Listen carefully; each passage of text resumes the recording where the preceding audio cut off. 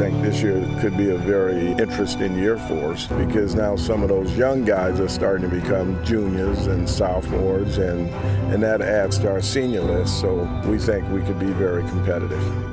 Our goal is to win football games one game at a time. Past years, we've had some trouble looking too far into the future, and so this year we're trying to focus on that, those minor details, the little details, and making sure that we get better every week. Was this practice or was this game?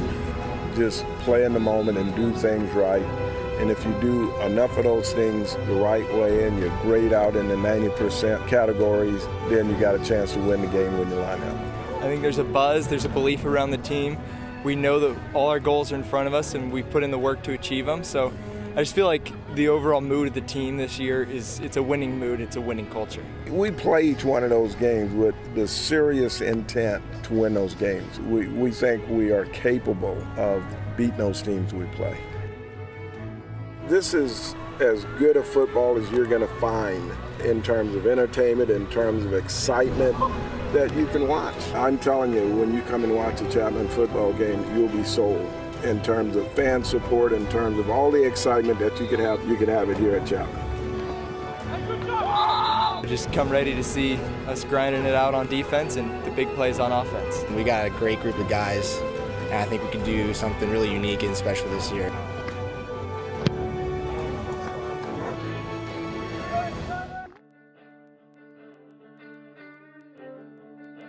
As the sun sets over the west and the chill of the night air touches your lips, the imminent darkness falls upon us. If you listen close enough as you walk aside these crimson and black walls, you'll hear a saying echoing: win the day.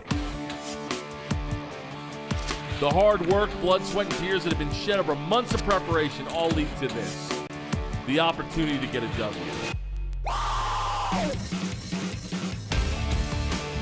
Homecoming prides itself on tradition, a celebration of family, team, pride, and valor. It's about the name on the front of your jersey, not the back. It's about celebrating the history of the past and adding a new chapter of history for the future. The stage is lit. The audience is filled. Start your engines and get ready for a wild ride. This is the time to prove yourself. Show the world what you are truly made of. It is game time, baby. It's time to win the day.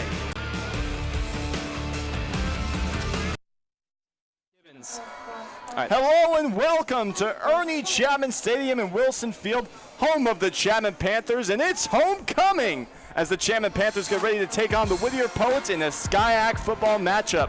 Hello and welcome. I am Michael Opeling alongside Tim Wolf. And Tim, these two teams have had a long history. Whittier hasn't had the best season thus far, haven't had the best previous seasons either. Chapman looking to get the win. Coach Owens is definitely excited for this game. That's right. We met with him in practice earlier this week, and he actually likened the homecoming football game to a pastry. Take a look. Homecoming is not just another football game.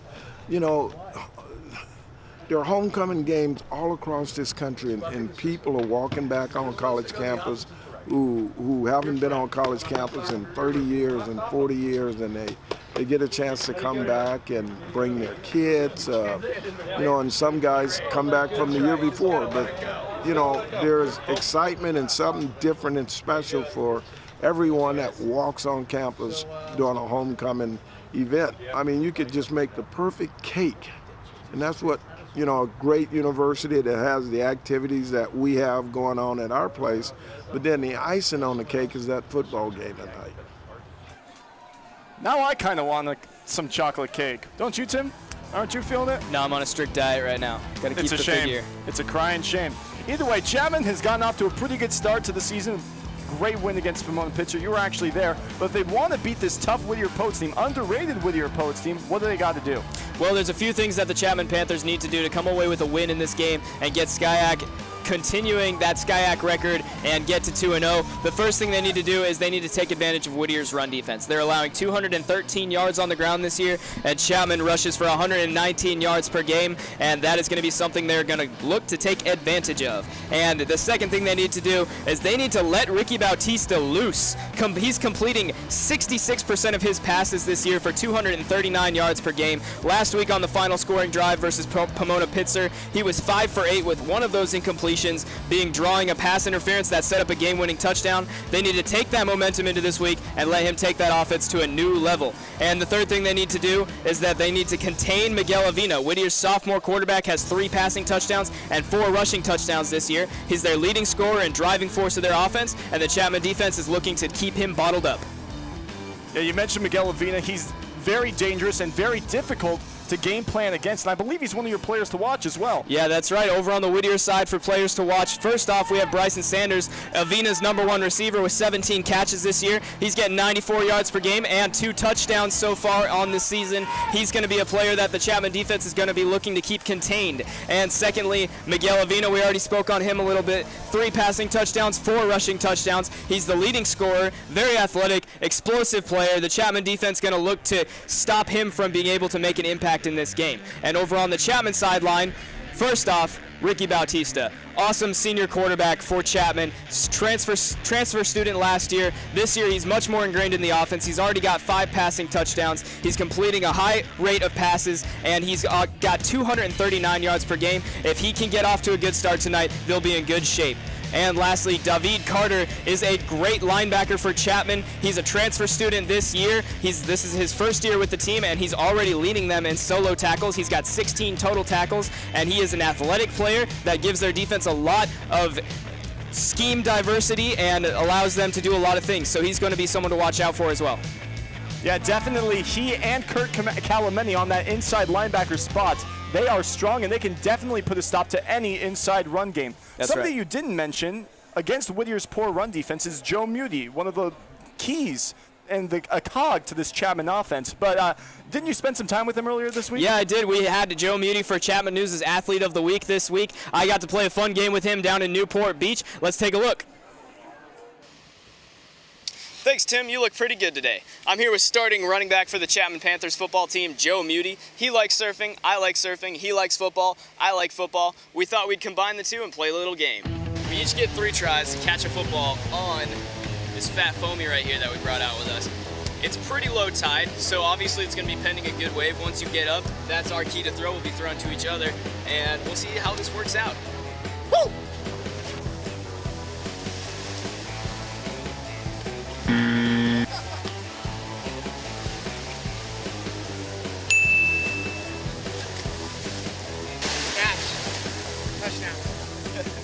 So first off, Joe, how's the season been going, man? Offense has been clicking really well. Our defense is getting their stuff together, and so I think we've grown as a team these last 3 games.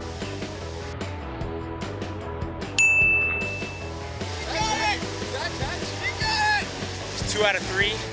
They're not my best day, but I don't think Tim could do any better. So Hopefully at least 1 catch better. You scored a touchdown with 0 seconds left to beat Pomona Pitzer last weekend. How did that feel? That was insane.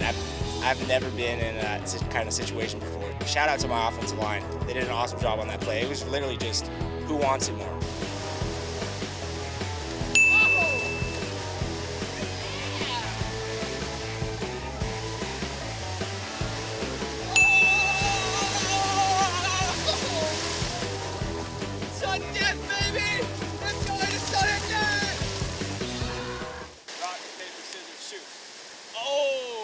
going first.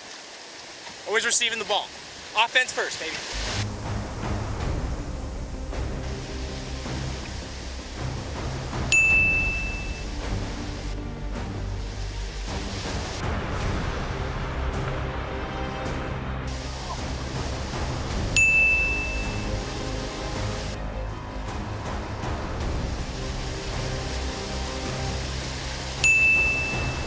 Overtime for me. That's a drop! That's a drop! catch it. Not a good choice. Especially in the water, you know, Yeah. it's just gonna pop up. You gotta go with the out. hands, man. You gotta go with the hands. My mistake. Critical error. Critical error. Well, the athletes are still undefeated. Couldn't quite get that one. Tough competition. Went to sudden death. Congrats, Joe. You did a great job. What was the hardest part of that, do you think? It's just probably the conditions, you know, not the best conditions out here.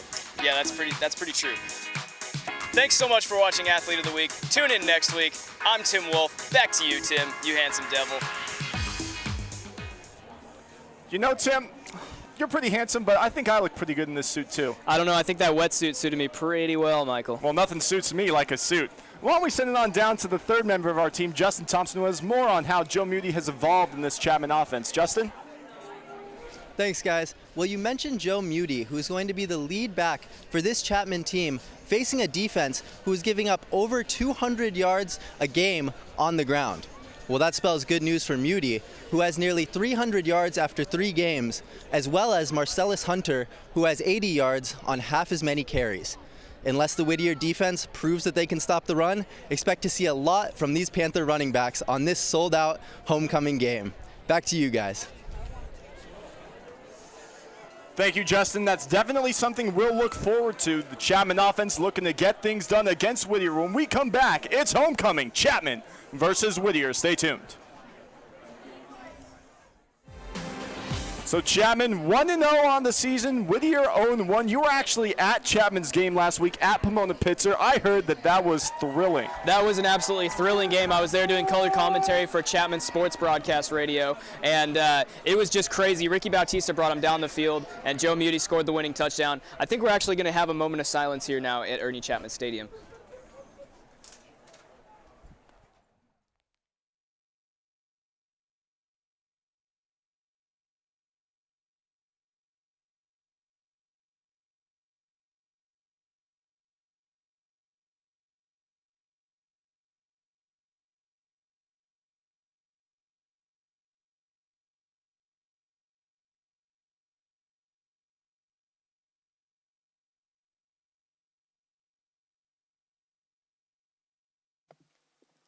Last weekend, our nation experienced a tragedy at the Route 91 Country Music Festival in Las Vegas with more than 50 people killed.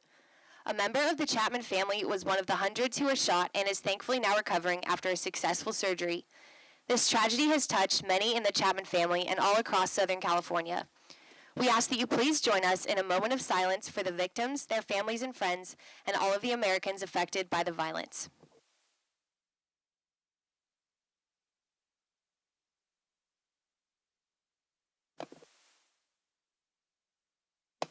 Thank you. Please remain standing for the singing of our national anthem, performed today by Chapman University sophomore, women's basketball student athlete Marissa Dunn.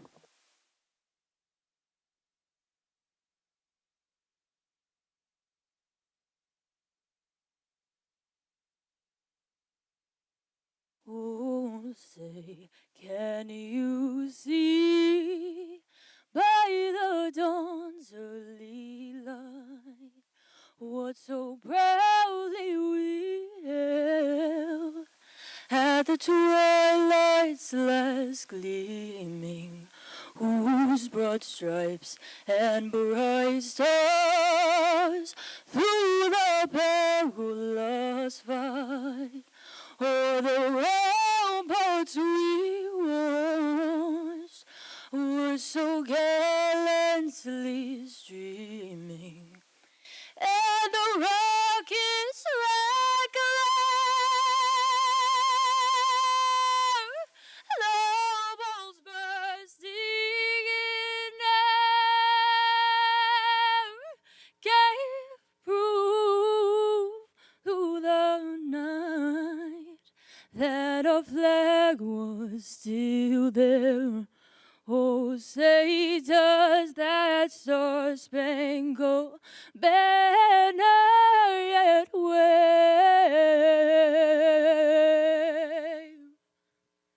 o'er the land of the free and the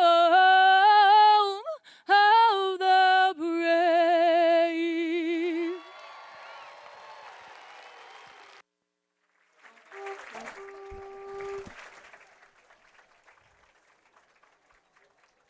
Absolutely beautiful pipes to honor one of the biggest tragedies that we've dealt with in our entire lifetime.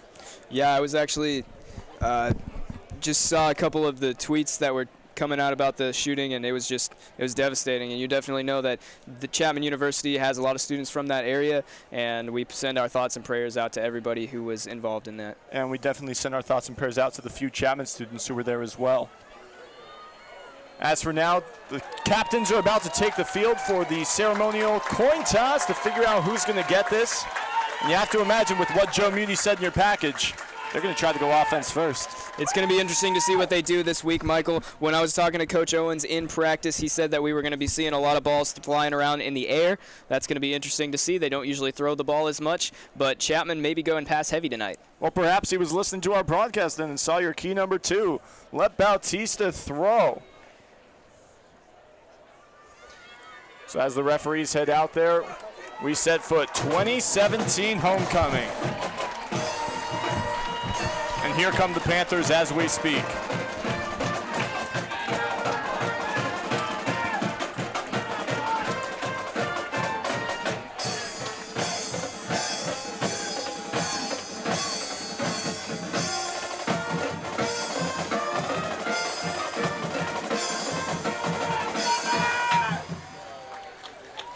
Out there representing the Panthers for the coin toss is going to be Joe Muti, Chris Williams, Jacob Isabel, and Corbin Kofer. The 4 of them will try to get the ball first, I assume. As we've mentioned, they try to go offense first. Yeah, offense first. Coach Owens has his roots in offense. Now Coach Shine, the offensive coordinator of the Chapman Panthers, and they will be looking to put some points up on the board right here in the first quarter. Yeah, you mentioned Coach Owens' root in offense. When he was back at Humboldt State a couple of years ago, he was actually one of the top offensive teams in the nation. And in 2014, back when Chapman won the SCIAC championship, they actually led the entire nation in red zone efficiency and rushing offense. So that's definitely something that Coach Owens does well, but it's going to be the defense, I feel like. Whittier, not the best defense, but a dangerous offense. And if Chapman underestimates them, they might end up losing this game. Yeah, the Chapman defense giving up 450 yards almost per game, and that is going to be something they're going to look to improve upon in this game. I spoke to Chris Williams. I spoke to Joe Muti before the game. They said they're really trying to get that defense tightened up. They're really trying to get themselves squared away and figure out their schemes and know what they're doing here out on the field against a Whittier team that is underrated offensively. And a big thing is going to be containing Miguel Avina. Not only does he have the arm, he has the legs. He's actually second on Whittier's team in rushing yards, only behind Chance Trammell. And he actually only has 14 less rushing attempts. So they like to throw the ball. They throw the ball well, and when it doesn't work out, he can scramble. How do you defend against something like that? Somebody so utilitarian. Well, Avina, great quarterback, also has 3 interceptions this year. So the Chapman defense, they know he has they know he likes to throw, sometimes throws interceptions, and they're going to be forcing him to make decisions here by playing tight coverage and containing him in the pocket, not letting him use his legs, not letting him scramble around in the backfield and make plays with his feet. They're going to make him be a pocket passer tonight and make him show why he threw those 3 interceptions this year. Well, it looks like Chapman got their wish. They will be receiving. Back to receive for the Panthers. It will either be Marcellus Hunter or Dominic Vacker. We'll get more on them as the game goes. We have a lot to talk about with them. Dominic Vacker actually leading the team in receptions, and Marcellus Hunter, despite Joe Muti's success, actually getting a lot of carries as well. So the 2 of them have proven themselves very dangerous players, and hopefully we can see some of that danger and what makes them so lethal on this return. Kick is off. Seems like they're staying away. It's going to be Diano Pachote instead. And Pachote's not going to get very far. He'll get it to just past the 35, seemingly the 36, and that's where we'll start this contest. So we'll see our first action from Ricky Bautista. And if Coach Owens did tell you the truth, maybe he thought you were a spy and was just trying to tell you the wrong thing. But then Ricky Bautista should get his chance to shine. He is second in all of SCIAC in touchdowns and yards per game, but he doesn't throw that often. Take a look at the starting lineup for Chapman's offense. You see Dominic Vacker and Jacob Isabel. Here's Joe Muti who gets the handoff, goes to the right side in between the guard and the tackle for only about 2 yards, 2nd and 8. And you can see them getting into the main man, Joe Muti, right there off the bat. This Chapman offense is built around the run. They want to suck you in. They want to make you read run before they turn around and pass deep on you. And it looks like a wildcat here. Joe Muti out in the receiver spot. They're going to flip it to Bautista. Going deep, wide open, Jacob Isabel. Nobody's going to catch him. To the house, he goes, early 6-0. You don't do that any better than Chapman just did. Yeah, and you saw right there exactly what Chapman does. They suck you in, they make you read run, and then they hit you right over the top with a big pass. And right there was a great example. Jacob Isabel, their main playmaker, leads them in all-purpose yards. He gets out behind the defense after that safety comes down thinking it's a run play, and what do you know? Right over the top to Jacob Isabel. 6 points for Chapman, pending the extra point, maybe 7. Nobody does that better than Isabel. That is where he has made his living. That's where he has developed his chemistry with Bautista, is deep downfield. His first target goes for 6, and that bodes well. I mean, we talked to Muti earlier in the week as the kick is about to get off. Lucas Alfonso's so good at these, and he gets it through. No problem, 7-0. But as I was saying, we were talking to Joe Muti, and he mentioned that he never gets to throw the ball ever. But as you saw in the Athlete of the Week, he's actually kind of decent at it. He's not a bad quarterback. He gave me a couple of zippers right there on those throws. Made me work a little extra hard, and it's very obvious that Mr. Muti has quite the arm there, hitting Bautista, hitting Jacob Isabel on a huge play right there. Well, I thought we were going to see Muti throw it, but a smart play by Coach Owens to give it to Bautista and just make sure that they were able to hit their man down the field.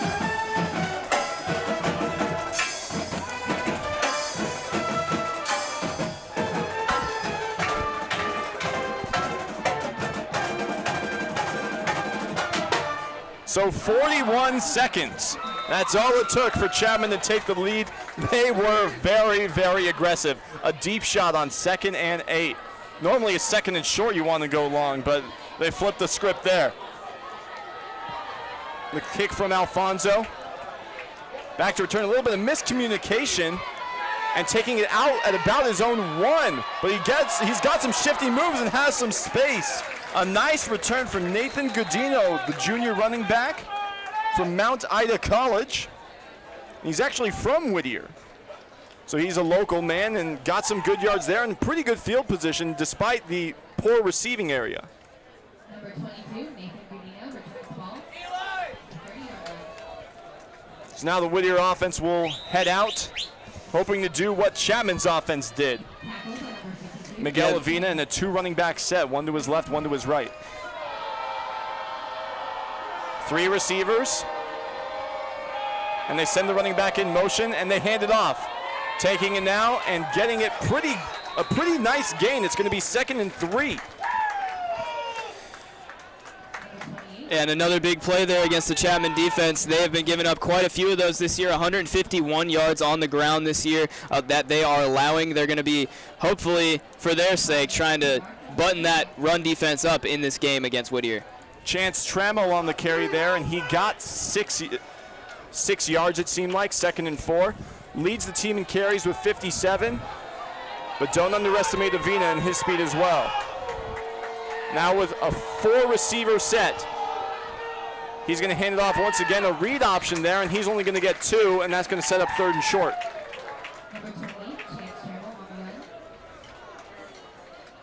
So 2 plays and 2 chances for Trammell, no pun intended there. But maybe Chapman's offense, seeing this tendency, seeing that they're handing it off for the most part, they don't want to just give Avina the pass, but they might want to stack the box a little bit more and stop Chance and Avina from getting in between the tackles and getting good yardage. 4 receivers once again. The snap out of the shotgun, and he's going to run it. And he has a 1st down, dives just past the 40. So I talked about that, and he just took it there. Do you think that was a design quarterback draw? That was definitely a design quarterback draw there. He didn't even go through his reads at all. He took 1 step back and went. The offensive line opened up a hole for him right there on the right side of the defense. You could see it, and he saw it too. Avina, 1st down. First rushing play for the Whittier Poets. That was a good play for the quarterback to rush on as well. Chapman only rushing 3.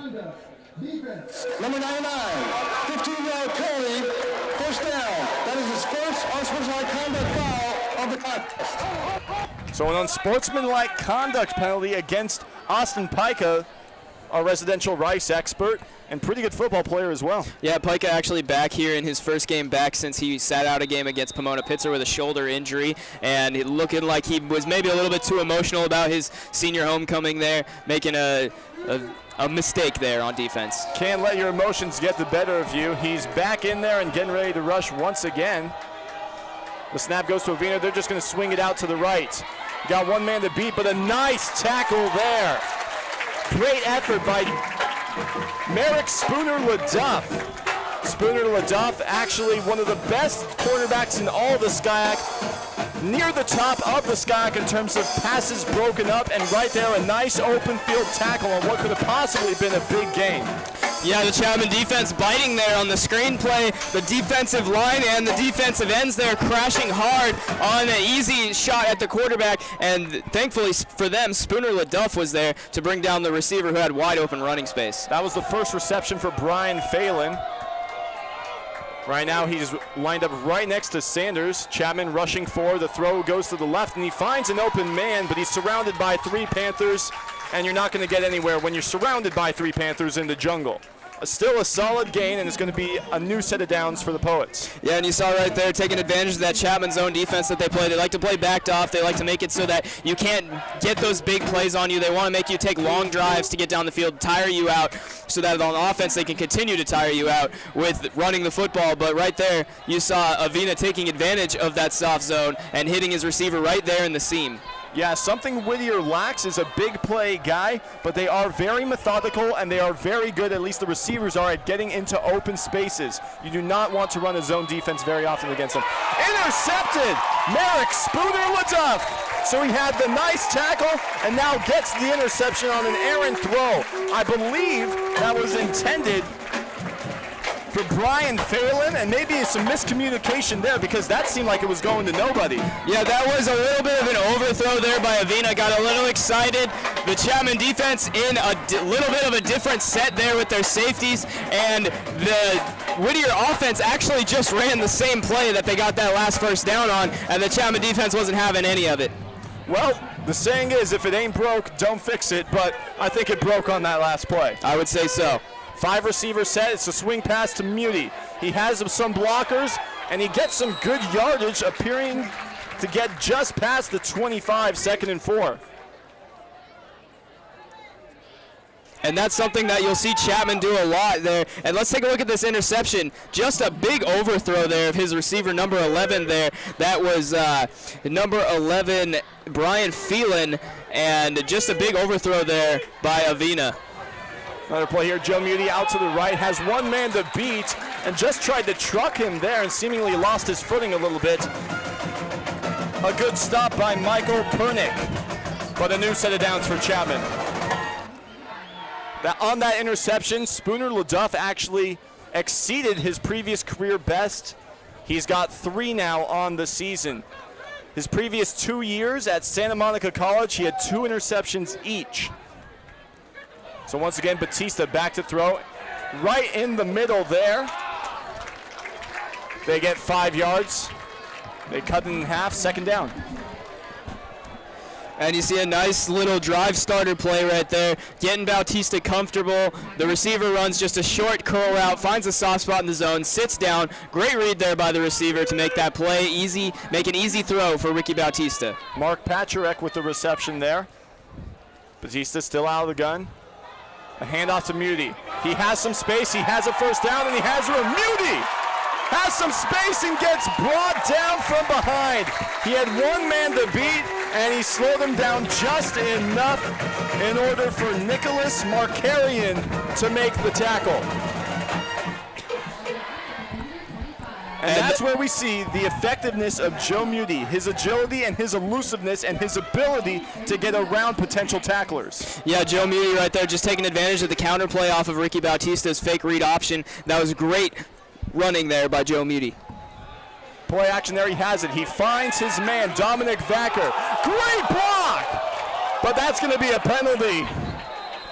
When you see something like that, that's when the crowd goes up in arms, and I think they did. An audible sigh goes over the crowd, but that's going to bring out the yellow flag. Yeah, unfortunately for the Chapman offense there, just a little bit too aggressive there by Jacob Isabel. But Vacker with a great catch and run there for what would have been a first down for the Chapman Panthers. Something I wanted to talk about, of course, Jacob Isabel with the touchdown, but Dominic Vacker actually leads the team in receptions, and he actually has more yards than Jacob Isabel coming into today. Do you think he has possibly overtaken the roles of number 1? I would not say so. Jacob Isabel definitely still the favorite for Ricky Bautista, but after last year having such a great year, having just a big year all over the field, all-purpose yards leader for the Panthers, just like he is again this year.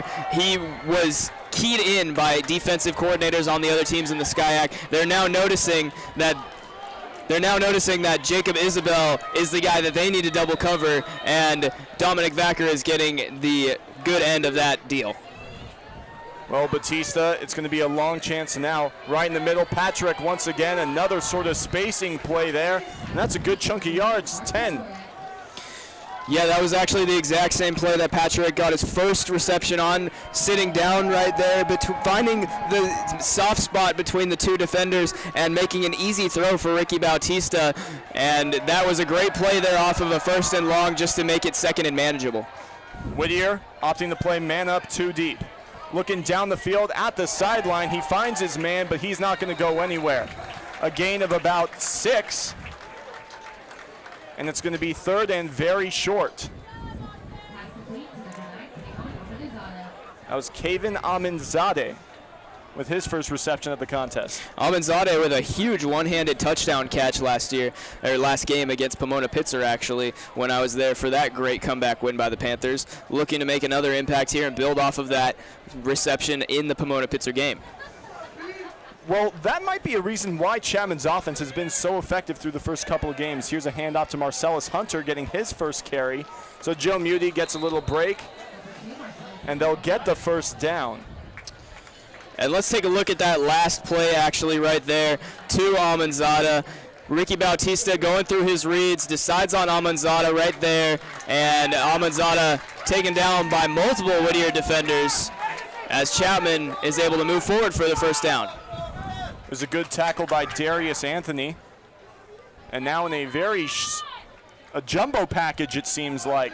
Nobody wide, a lot of linemen, and even Corbin Kofer, who doesn't see much time out in front. Marcellus Hunter gets his second carry, and he'll be down just inside the 5. Another first down. It'll be 1st and goal.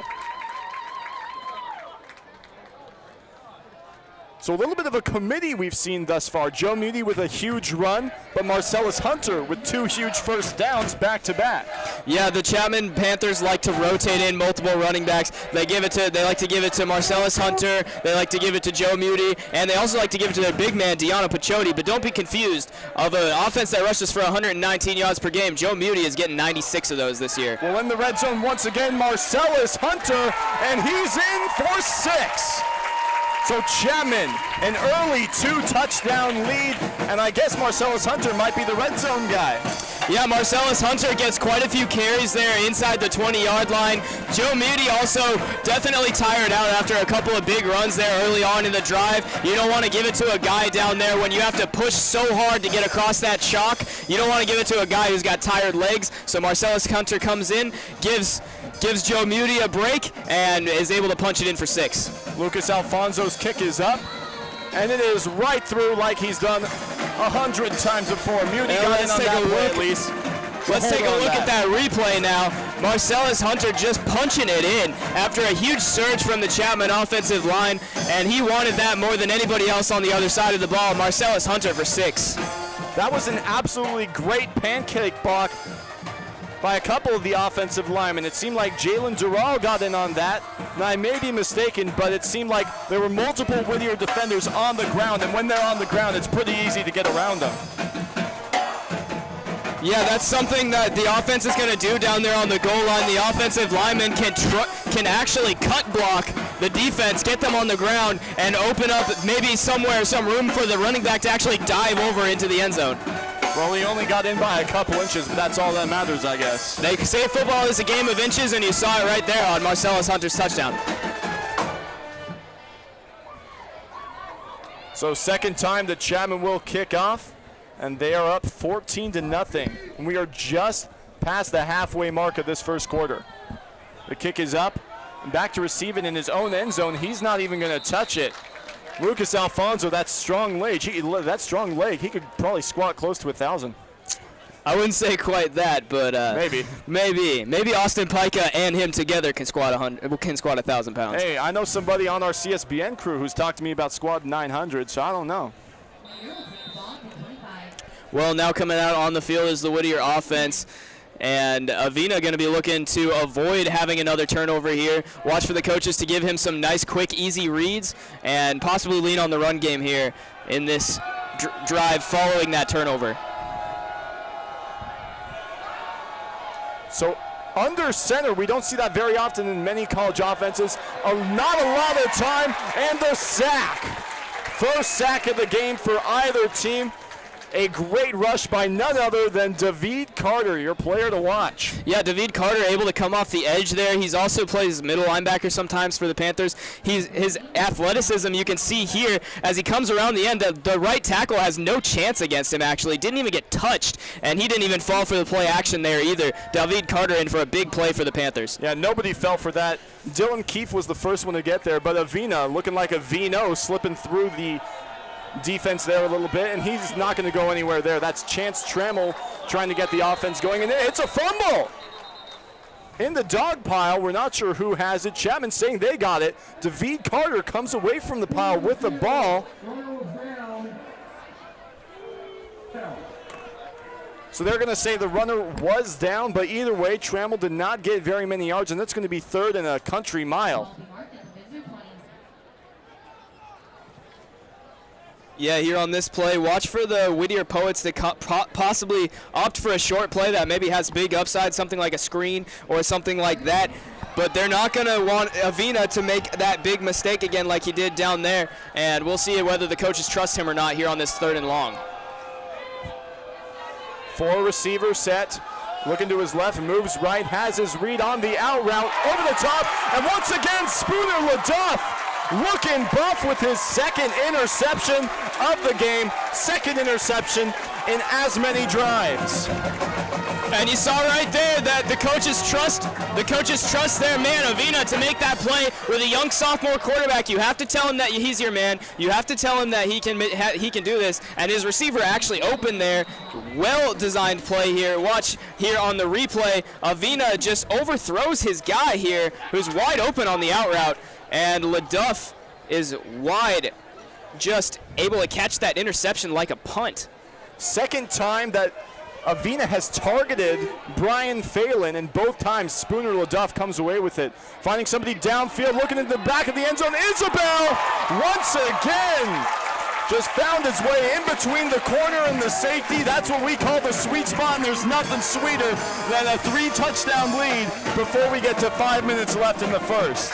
And that was a great read there by Ricky Bautista. Just an easy throw over to his man, Jacob Isabel. Already 2 touchdowns in this game, and we spoke earlier, has he been overtaken as the #1 receiver in this offense by Dominic Vacker? I think it's pretty obvious now that the Panthers still want to use him. Here on this right here, the corner was sitting there in his zone in cover 2, and the safety not able to get over the top, and Bautista able to hit Isabel there in the corner of the end zone. Very accurate throw there too, just making it into the corner. It seems like Adam Sati and Andrew Rosales, who were the corner and the safety on that play, both bit for Ricky Batista's look at the man short. They came in and expected the pass to go there, but Isabel, very smart, and Batista knew where his man was going to be, looking off the safety. That's what good quarterbacks do, and he showed it there. Yeah, that's right. Bautista making big plays here for the Chapman offense.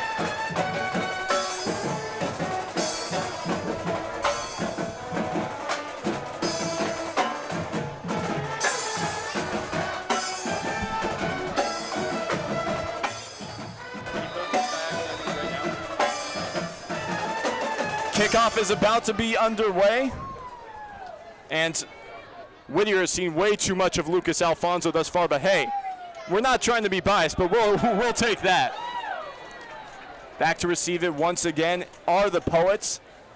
The return, starting from about the 3-yard line, has some space to the outside, but gets swallowed up before the 15, but has the leg strength to push it to about the 20.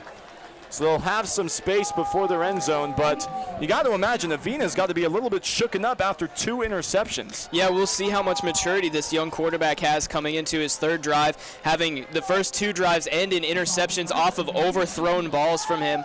And let's actually take a look at the SCIAC standings this year. Claremont Mudd Scripps 1-0, pretty much. We got a lot of teams 1-0 here after just 1 game in SCIAC. Claremont, Mudd Scripps, Laverne, Redlands, Chapman all leading at 1-0. And the only team 0-3 so far is Whittier. Well, Whittier has not won a game in 2 years. They've gone 0-9 the past 2 seasons. Here's a handoff to Chance Trammell. He has some space and gets upended there. A nice tackle performed by Chapman's very own Cesar Delgado, the sophomore from Placentia, California, but it's going to be a first down. And that's something that Whittier seemingly got away from on their last drive. The first drive, they handed it off to Trammell. They had Avina run it, but on the last drive, they had Avina throw it, and they weren't able to get nearly as many yards.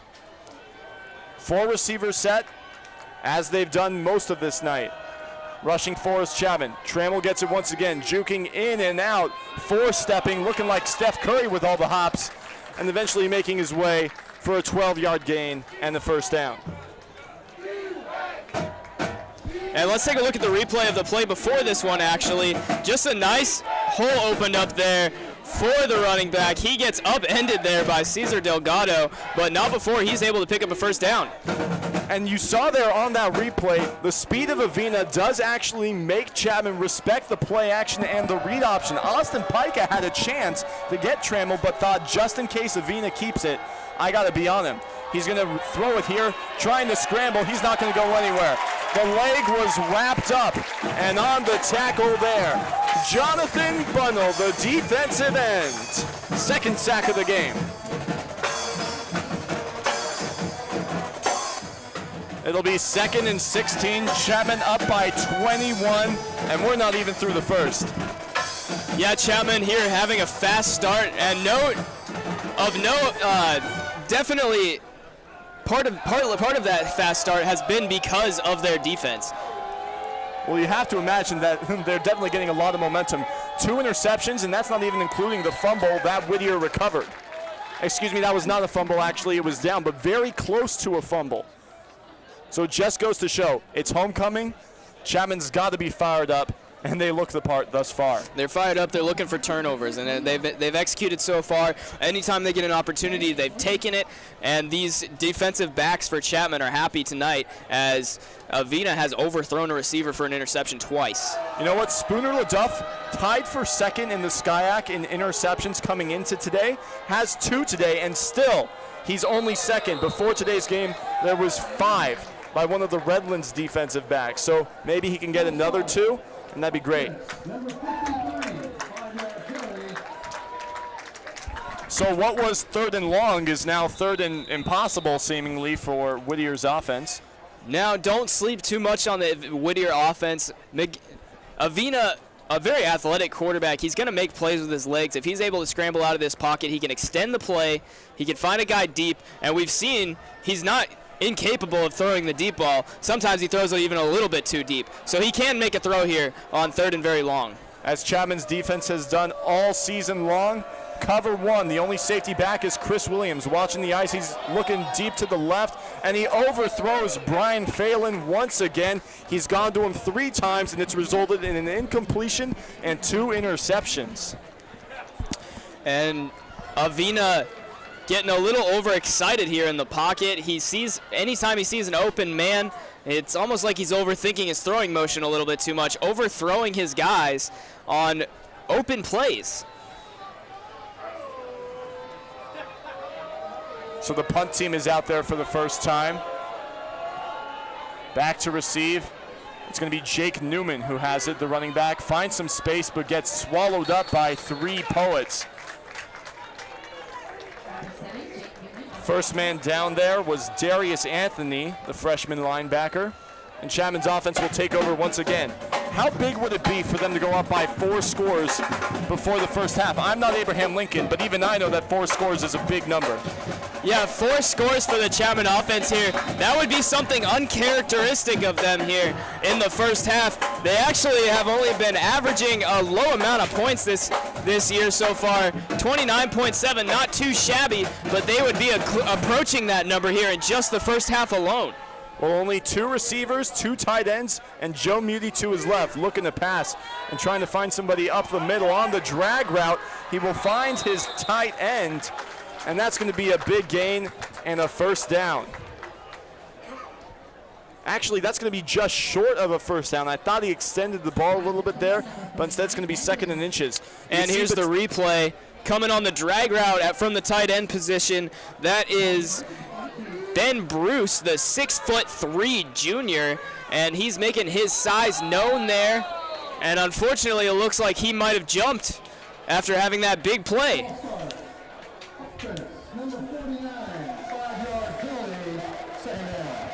Well, the hard count is very high risk, very high reward, because although it can sometimes get the defense to jump, sometimes some of your offensive players forget what count is actually start the play. So Ben Bruce. And that's actually a completely inexcusable mistake there by an offensive player. You're playing college football. You know what the count is. You have to sit there and move when the ball does. Hand off to Joe Muti. He's a strong runner, was able to break 1 tackle, and afterwards got pretty much back to where they were before the false start. So a 5-yard gain, and it's going to be 3rd and only a couple inches. You see Chapman there coming off of a penalty. They go back to their main man, Joe Muti, and he makes up the yardage for them. Whittier stacking the box, a stiff arm from Bautista, and he will have the first down. And that was just a really well-designed play there from Coach Shine, the offensive coordinator for the Chapman Panthers. Ricky Bautista looking like he's going to do a cute quarterback sneak, and typically those plays are classically just right up the middle, squeezing and getting as many yards as you can, but instead the defensive end crashes hard on the inside, and Bautista able to bounce the run outside and pick up a few extra yards that he wouldn't have gotten otherwise. It's play action, looking for a man deep. And that's going to be pass interference. Looking for Jacob Isabel. Looks like he had a step or 2 on him, but he falls down, and that's a very obvious defensive pass interference call. Yeah, and I like the aggressiveness from Chapman here, going to their man Isabel, trying to work him into the game plan more as they come into SCIAC conference play. He's second on the team in receiving this year so far, and with the extra attention that he's been getting from defenses coming into this season, Chapman really wants to get him rolling against a defense like Whittier, who's been giving up a lot of big plays this year. Well, perhaps Whittier saw the stats and said, hey, Dominic Vacker's been receiving more, maybe we need to cover him. And Jacob Isabel's taking advantage of that. So just a message to all SCIAC teams, you will always want to cover Jacob Isabel. Hand off to Joe Muti right up the middle. And for the first time tonight, pretty much, he's not going to get very many yards, only a gain of about 4. And only 4 is very indicative of this night so far. 4 yards is typically a really good run. Averaging 4 yards a game here, or averaging 4 yards on a carry would be a prize for a running back. But here Joe Muti has already ripped off a couple huge ones for the Chapman offense. He leads the SCIAC in yards per carry with just over 6.5, and here he's going to show off his hands. The surfboard skills showing off, and he'll get inside the red zone down at about the 17 when he gets pushed out of bounds.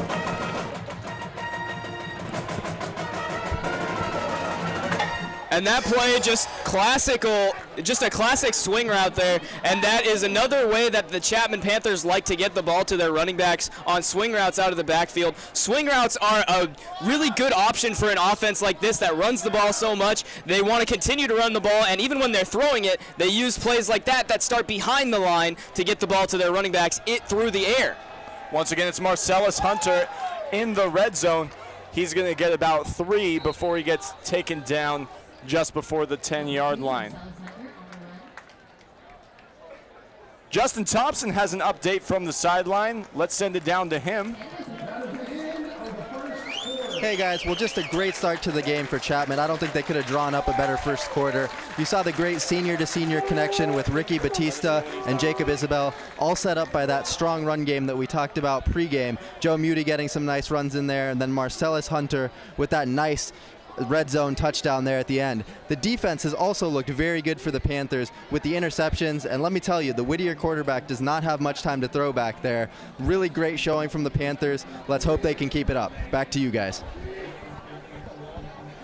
So at the end of the first, Chapman up by 3 scores, and they're in the red zone.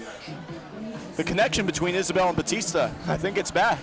It never left, really, Michael. The thing that kept Isabel from making big plays this year so far was that defenses looked at the game tape from last year and they said, this Isabel guy's explosive. He's not too big. He's not one of those players that's going to wow you when you look at him physically, but this guy is explosive, and he's able to get behind the defense, and here against Whittier, he's been on the receiving end of quite a few big plays.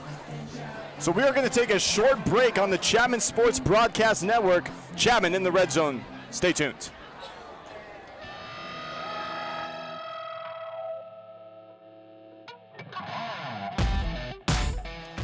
So a short break there and a short game for the Chapman offense. None other than Dominic Thacker getting the screen pass, trying to beat one man in a great block from Trevorville, but to no avail. They only gained about 4, and it's going to be first down. And the Chapman sideline and stands actually wanted a face mask there. I would agree. The ref missing a call there, but the Panthers aren't too worried about it. They're up 3 scores and looking for a 4th right now in the red zone. Right now in the backfield to the left of Bautista is Brandon Medina. Haven't seen much of him this season, but he is a very versatile runner, and he'll get the handoff, and he will fumble the ball. Comes out, but it looks like Diano Pachotti will come up with the recovery, but Medina, somebody who hasn't seen a lot of action in previous years, he was much more utilized in Chapman's offense. That's not how you want your first carry to go. And let's compare the two teams passing so far in this game. The Whittier Poets have won just a few yards passing. The Chapman Panthers have quite a few yards passing, 224 total yards by the offense, and they are 8 for 8 through the air. A little bit of technical difficulties there. We apologize. Bautista has his man in the back of the end zone. Ben Bruce. Oh, baby. 27-0. So Ben Bruce making up for it there.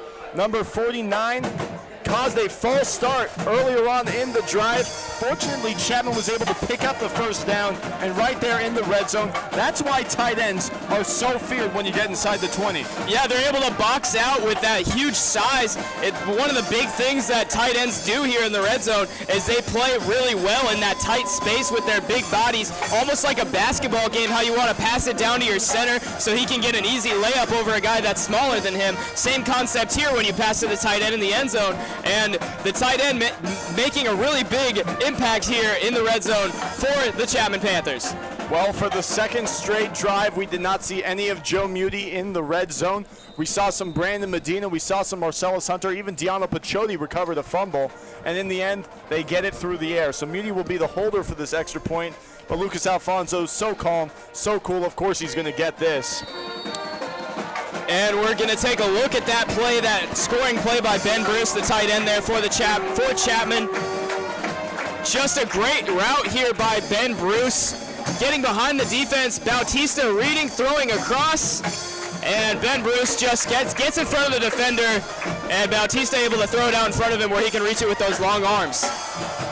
Whittier, through their first 3 games, allowed just under 150 points and allowed more than 600 yards on the ground. But Bautista doing it with his arm through the air, and right there you saw another time he looked off the linebackers at Diano Pachotti down low, who was headed for the pylon, and just threw it in the back of the end zone. Ben Bruce had about 2 steps on his defender. And we're looking at Chris Williams here on the sidelines, senior safety for the Panthers, looking to lead that core of defensive backs here back onto the field, looking to take away another ball from Miguel Avina. So Lucas Alfonso sends it off. Mighty, what a leg. 3 points. 3 points. You know what, I never thought in all my years I would ever see Lucas Alfonso do it. We know he had the leg for it, but I don't think I've ever seen that before. Yeah, I've never seen it before either, not here on a Chapman field at least. It really happens in Madden, let alone here. I was just about to say, that looked like something out of the video game Madden. When you get a roughing the kicker penalty or something, you can just kick it out the back of the end zone and you go for the field goal. So Miguel Avina returns out there with Chance Trammell to his right. 3 receivers set. In fact, they have not run a single play with less than 3 receivers out on the field. The handoff is going to go to Trammell, and he is met before the line of scrimmage, and then just an avalanche of black there to catch Whittier's running back.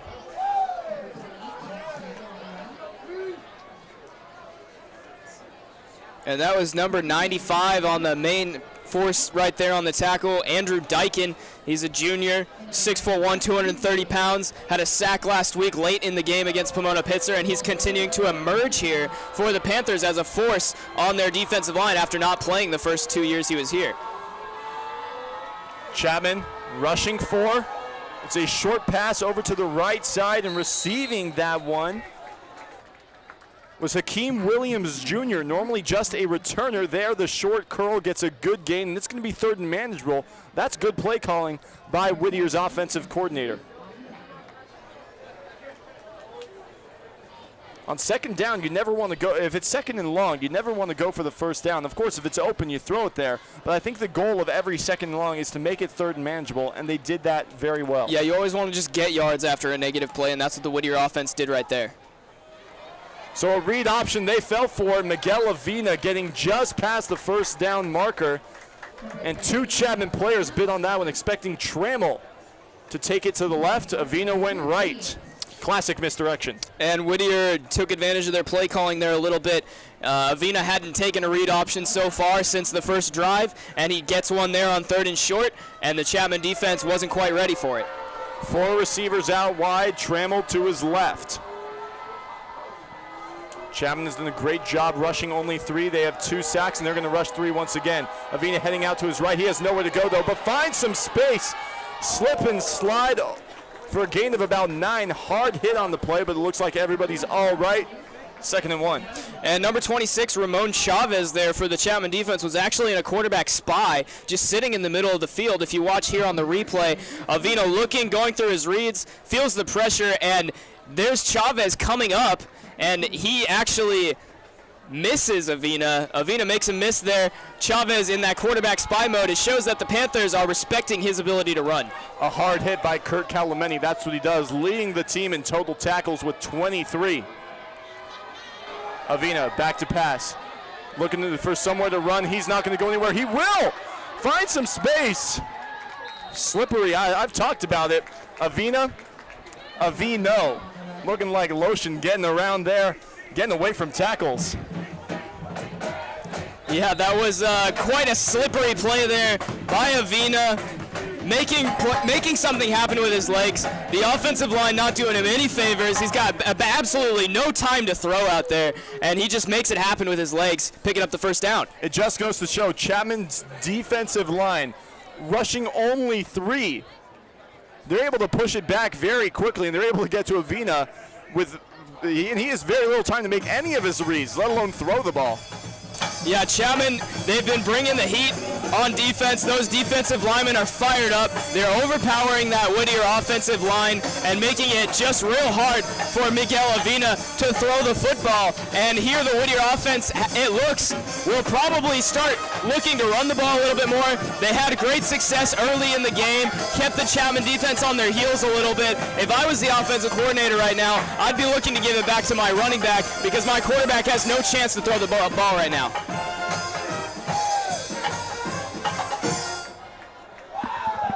So the offense and defense return back out there. Chapman, they've done well, but still, Whittier has found a way to just chip away. It's been a very methodical drive, pretty much going to 3rd down every time. But they've done well to gain very few yards and enough to get the 1st down. Chance Trammell with his 2nd carry of the drive gains only 3, 2nd and 7.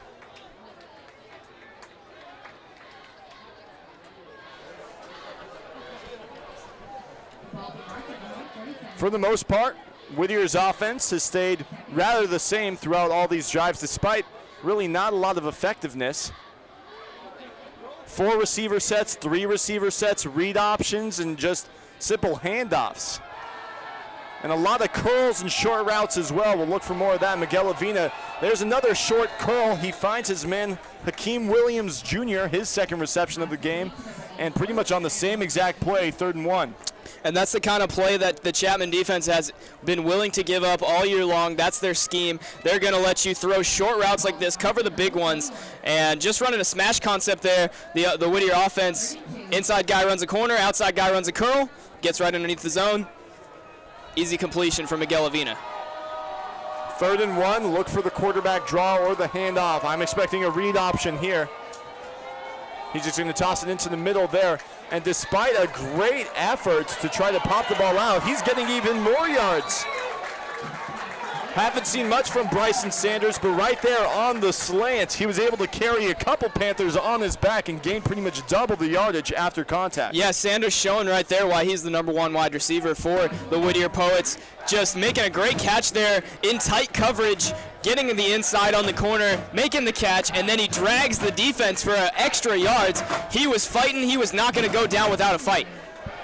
Chris Cersei's there was the one. He was the one who got there first and tried to pop the ball out and make it 4th down, but it's tough to do that against such a talented receiver like Sanders. They send somebody in motion. The handoff goes to Trammell, has some space up the middle, but the defensive line and the linebackers collapse on him quickly for a gain of about 5, 2nd down. And there's another read option play there for Whittier. They're going to keep doing that all night out of that spread formation. And Avina actually had the defensive end crashing down on the run on that before he handed it off. He should have taken it and run. 4 receiver set. The only one to his right is Sanders. Perhaps a one-on-one situation. They hand it off to Trammell. Tries to find a hole, but Chapman swallows him up there. Austin Pica was the first person to get there, excuse me for that, but unable to make the tackle.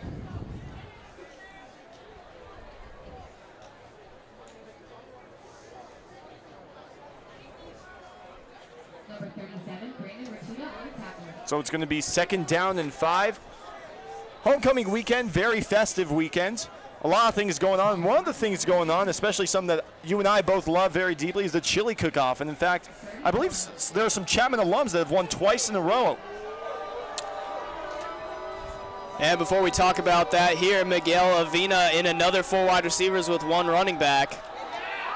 Nowhere to go, but of course he finds his way around it. But Chapman that time saying, no siree, I'm going to gobble you right up. And there's Chavez again on that quarterback spy, this time not juked out by Miguel Avina. He's able to get right in front of him right there when he tries to scramble out of the pocket, and he just takes him down. Miguel Avina going nowhere. Whittier with a chance of their very first points. Nobody likes the donut on the scoreboard. Attempting the kick is going to be Eric Voss. The kick is up. And it is left. So the goose egg will remain. Chapman's defense doing a good job making it a difficult 3 points. And it doesn't count in the end. And that's just deflating for an offense there. You move all the way down the field like that, and you get a chance at 3 points here, down big in the first half against a team on their homecoming game, and you can't execute on the field goal. You can't get those 3 points. The Whittier offense ground out those yards, worked it all the way down the field. Miguel Avina taking lots of hits, and they can't get points in the end. That's going to be hard to come off of on their next drive. Right there you saw Coach Bob Owens, currently in his 12th year as Chapman's head coach, actually has a history with Whittier. Here's a handoff to Muti, run down the left side, tries the hurdle, but gets upended there. A nice tackle performed by Whittier. 2nd and short, call it 2 yards to go.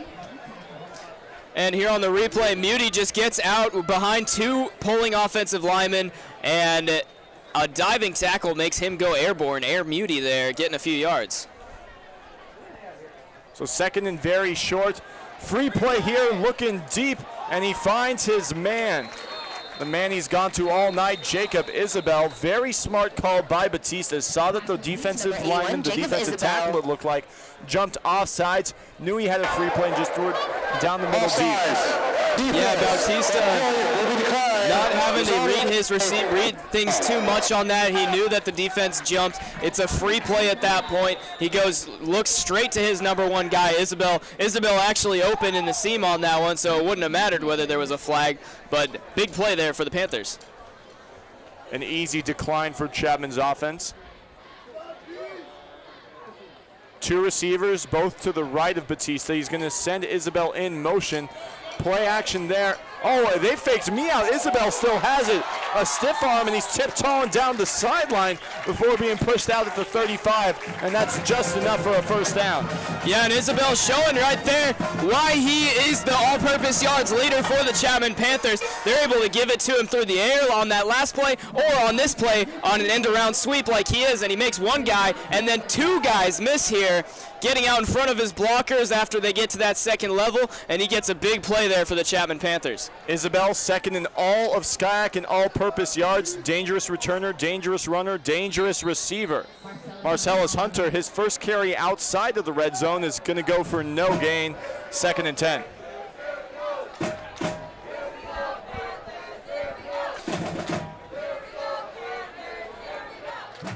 (28-0). Chapman leads. It's been Bautista and Isabel connecting on two very long passes, as well as a touchdown from Ben Bruce and one from Marcellus Hunter. He's in the backfield right now. A fake swing there, and instead he tosses it to his man, a little slant there. Jacob Baker, his first reception of the season, and it goes for a good gain in the new set of downs. And Chapman just some more trickery there by their offense. That's something that they like to do. They suck you in, making you think it's something else, and then they run a different play. They fake the screen one way to Marcellus Hunter there, and then the receiver wide open coming underneath behind the offensive line for a big gain there. And good awareness by Bautista on that play. Took a couple steps back, pretty much looking at a team picture of Whittier. Incompletion there to Corbin Kofer, 2nd down. But Bautista on that last play took a couple steps back, saw that people were rushing him, looking at the faces of 4 Whittier Poets, and was still so calm under that pressure and was able to get it to Baker in the slant.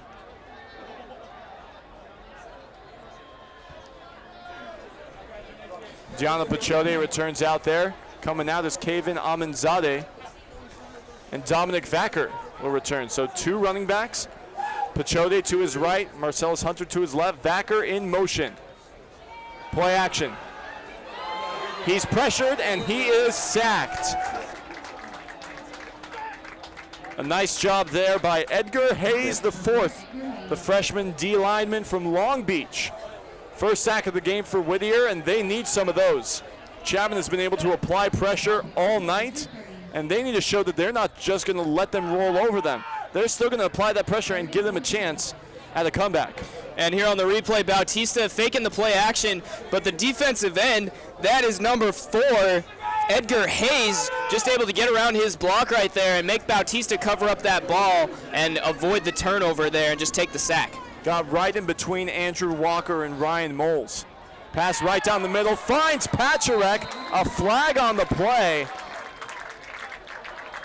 So we'll see if this one's coming back or not. Looks like it was a possible offside, and if that's the case, it's going to stay. Illegal formation, offense, 2 new players in the backfield, 5-yard play. I was wrong. Illegal formation on the offense, and it will come back, but Chapman's offense has shown that they can get long yardage situations. And here, let's take a look. A nice pass out to, that is number 1, Mark Pachorik, but he is not able to get that first down there as yellow hits the ground. And Chapman Panthers now looking at a long 3rd down. 3rd and 14, even if they don't convert this. Lucas Alfonso has quite the leg. 5 receiver set. Bautista looking to the right, looking deep. Has Vacker. but good defense. Broken up on the play by Natnel Whittier.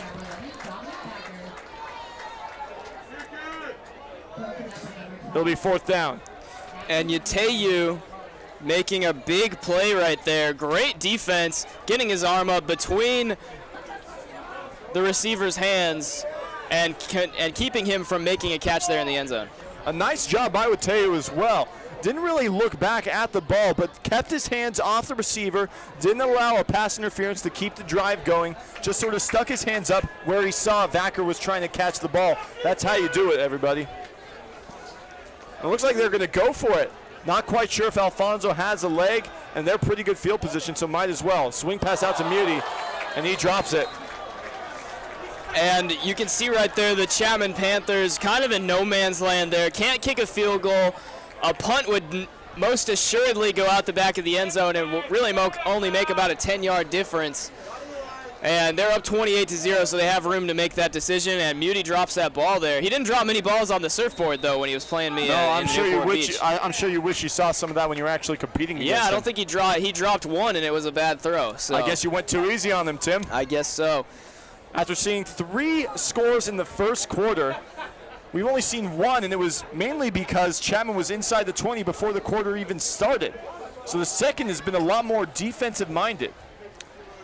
Avina out of the shotgun.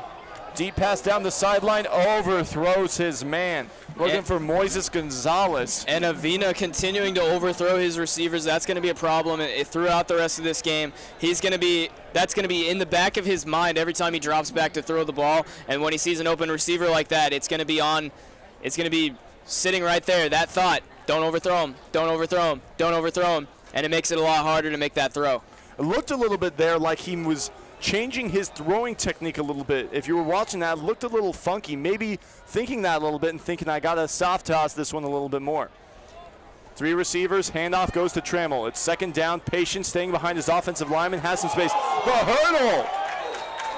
And a 1st down getting past the 45-yard line. So Chance Trammell tramples the Chapman defense for a 1st down. And that's a play that the Poets have been running all game, that read option where they most assuredly give it to their running back. Nice job by Chapman's offense.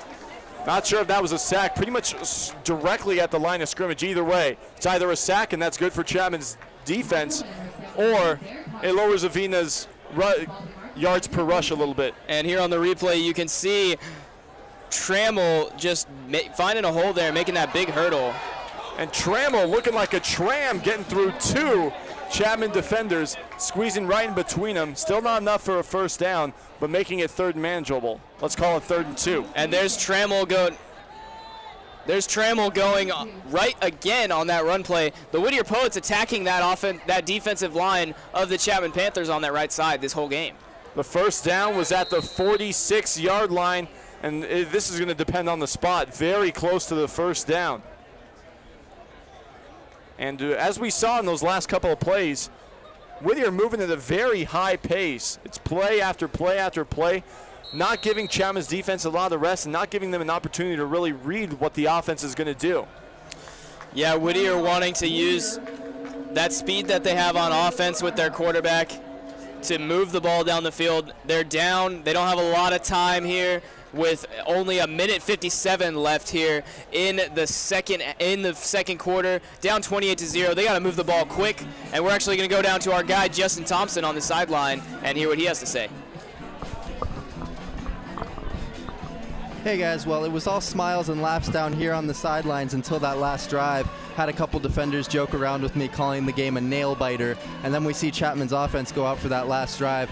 Couple sloppy plays, drop pass by Corbin Kofer, and let me tell you, I was walking back and the offensive coordinator had a few choice words for his team, saying this game is not over. You guys are joking about how bad of a team Whittier is. Get your heads back on, make plays, and stop the careless mistakes. We'll send it back up to you guys in the booth.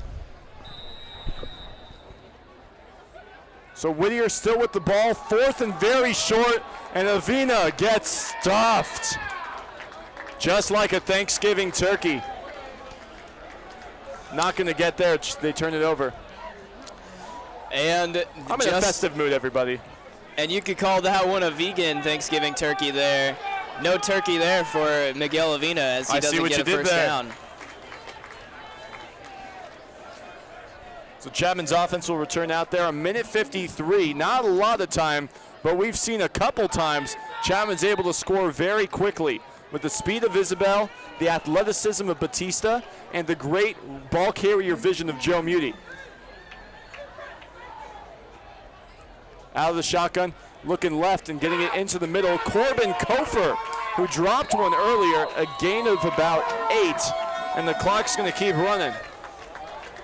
And you can see the Chapman offense continuing to utilize those tight ends. Instead of Ben Bruce this time, it's Corbin Kofer, the senior tight end. And they have quite the weaponry there at the tight end position. They've been showing it off tonight. 3 receivers set, rolling to his right. Looking into the middle, Isabel. He has it. Surrounded by 3 Poets.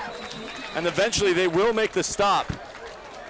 First man to get there was Andrew Rosales. Just sort of hung onto his leg. Bear trapped him a little bit, unable to get any more yards. And that's the kind of play you're going to see a lot in college, those rollouts, those half-field reads, making really easy throws for the quarterback, finding number 1 receivers right in between the defense, making a play there for the Panthers. Ricky Bautista looking downfield, steps up, and he's just going to give it to Isabel on the drag. He's got speed, and he's got space. Just before the 10-yard line, they've got 58 seconds. And that was an incredible block there by Trevor Ville. Isabel pointing out the defense. And Trevor Ville making a big hit on the defensive back there, but there's a flag on the ground.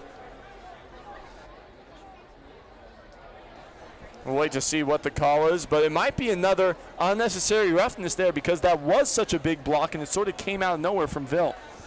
Well, you know, that's also the game of football, Michael. That's something that happens a lot. You see guys chasing a play. If it's a clean hit, it's a clean hit. And he didn't lead with his helmet there. I didn't see that. I really didn't. And it looks like the referee is going to pick up the flag. So Good maybe decision. we're right, Tim. Just a nice, solid football play there by Ville, and will end up not costing Chapman some yards. So they have a chance. They could get a first down, but it would have to be in between the 1-yard line and the goal line. 3 receivers set, 2 to his left. That's Isabel and Vacker. 1 to his right is Ville. Muti's on his right as well. They're on the right hash mark. 2 deep. The defense for Whittier as they've done all day. Fake screen to Muti. They tried to get it to Vacker. They ran that play earlier, and it was Baker getting his first reception of the season. That time we saw it with Vacker, not as effective, but still getting a couple yards. Yeah, just a few yards here down in the red zone. That's what you got to do as an offense. You don't want to be too overly conservative, but that was a good play call there by Coach Shine. There's a run up the middle, and a timeout is going to be called by Chapman. Second timeout of the half for them. What do you think is going on in that huddle? What do you think Coach Owens is going to say to his offense at this point? Well, they're going to throw the football here. They don't want the clock to stop. They actually have a few timeouts, so they may run it. That's something that Chapman likes to do. And with that one timeout, though, they'd like to preserve it, kick that field goal when they have the chance with only 25 seconds left here. The average football play is 6 to 7 seconds, so that gives them 3 to 4 plays here down in the red zone. Chapman looking to make a play here, 3rd and 3. They've gotten plenty more yards than that here through the whole first half. 28 points, possibly more in the first half. Coming into this game, a lot of speculation about Chapman was that they had a great defense, but an offense that couldn't really do much. Do you think this is a message to the rest of the SCIAC? Well, you know, the defense has that reputation, but they've given up almost 450 yards a game this year, and the offense putting up almost 30 a game. We'll see what happens here on this 3rd down. No running back, empty backfield. Looking into the middle and just tosses over the outstretched hand of Trevor Ville. And now it's going to be 4th down, and I think they're going to send out the kicking unit, and in fact they will. And the Panthers just going to take the points here with only a few seconds left in the half. Not going to refuse taking 3. If you go for it on 4th there and you miss, you come away with 0. They don't think the gamble's worth it here. Up 4 scores already. They'd like to add on a 5th. Well, pending 2-point conversions, it could possibly be a 4-possession game. However, Chapman's defense has been very stingy, and Whittier hasn't even been able to get into the red zone at all.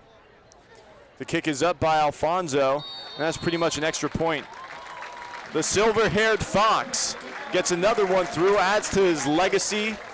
No pun intended on the leg there. So with 18 seconds left, Whittier will get the ball once again. They're not going to have much time, and I think with the lack of really a big play guy on their offense, I think Chapman's going to go into the locker room feeling pretty good with a 31-point lead. Yeah, well, you know, the thing that Coach Owens is going to bring his team into the half saying is, you know, something that a lot of coaches like to say is the score is 0-0. You got to come out every single play like the score is 0-0. You give every single thing that you have on every play, whether you're up by 31 or you're up by 0. Somebody we talked a lot about in the pregame was Joe Muti. We haven't seen a lot from him. What we have seen, he's been very effective, especially on that one run of 35-plus yards. With Chapman up by 31, do you think we see more of him with Chapman playing more conservative? Yeah, I'm pretty sure that the Panthers will probably fall back on that run-heavy style that they usually revert to when they're up. But Bautista has been having a heck of a game, and if the coaches want to keep him hot and keep him going into next week very confident, then they might keep throwing it. Williams Jr. on the return there was able to get around Pranav Iyer, but ended up being stopped pretty hard by Nick Kay, the freshman linebacker from Monroe, Washington. And those are the kind of plays that you make on special teams that are going to point you out to the coaches. Hey, maybe we should put this guy on the field during defensive sets as one of our linebackers. When you start out here as a young player in college, you are either redshirted or you have a limited role here on special teams or maybe in sub packages. And that play right there is a great example of guys making the most of their opportunities and trying to get a starting spot. And Avina just going to take a kneel there. Nothing going on for Whittier in the first half. 31-0 as both teams head to the locker room. So we saw exactly what you heard from Owens. Bautista using his arm, utilizing his tools, especially Jacob Isabel. But as we said, coming out of that locker room, maybe playing more conservative, and maybe Joe Muti gets a touchdown or two. Yeah, Joe Muti going to be trying to sniff out that end zone. He's had a few big plays here in the first half. He's going to want to make some plays in the second half against a team that they're already up by 5 scores on. And Joe Muti should be getting a heavy dose of carries here coming into a second half where the Panthers are up and they're going to want to be running down the clock. Well, with Chapman up by 31, maybe they have a little bit more to play for than just football, especially one certain player on their team, Hunter Spriggs. Take a look.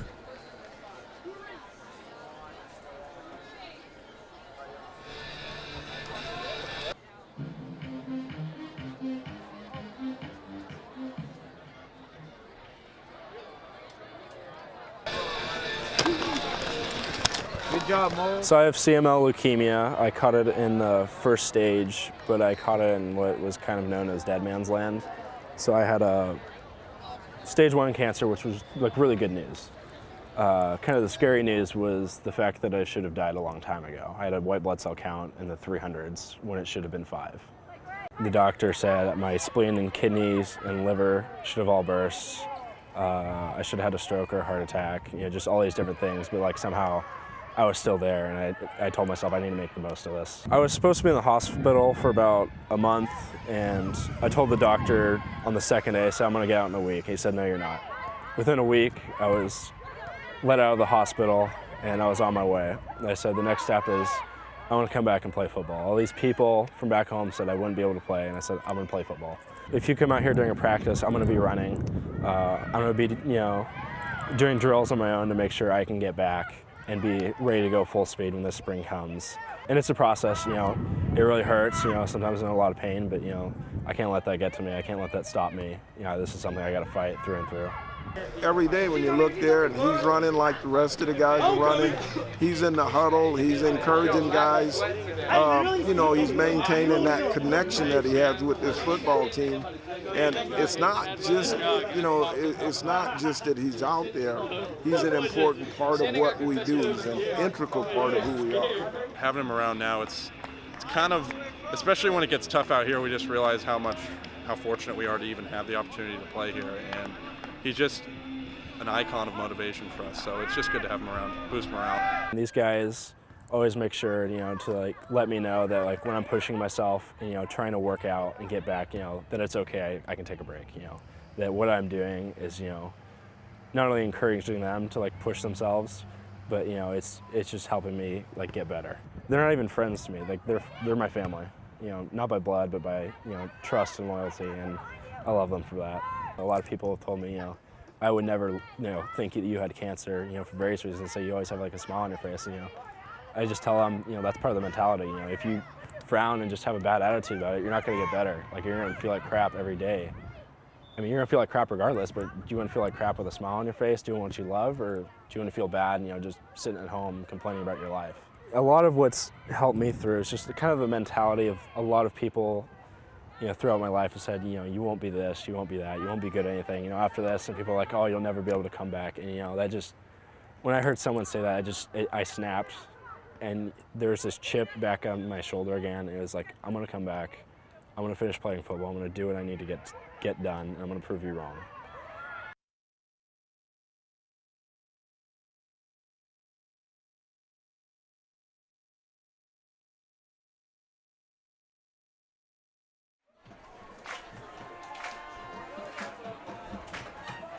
And that was one of the highlights of my week there, doing that package with Hunter Spriggs. Just an inspiring player, hardworking. You can tell the guy just loves football. It's not just about overcoming leukemia for him. It's about overcoming leukemia and getting back on the field. And I'd love to see something like that. Absolutely. It's great to see such a brotherhood bond between these teammates as well. Him and Jacob Isabel in there, you saw tossing the football around, keeping in touch, making sure that his skills don't go under wraps while he's out. And it'll be great if we could see him on the field once again. When we return, we'll have the Spirit of Chapman Award on the Chapman Sports Broadcast Network. Stay tuned.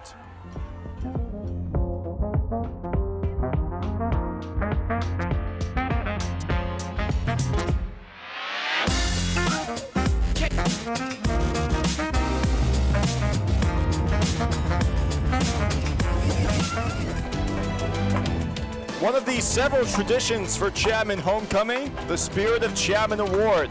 And it takes more than just good grades to get this. You have to be an excellent human being and an excellent help to your community. And of course, all the finalists here have definitely deserved that. We will get an introduction to them shortly, but definitely something to keep an eye out for, and definitely something that people should strive for, to be like these exemplary people.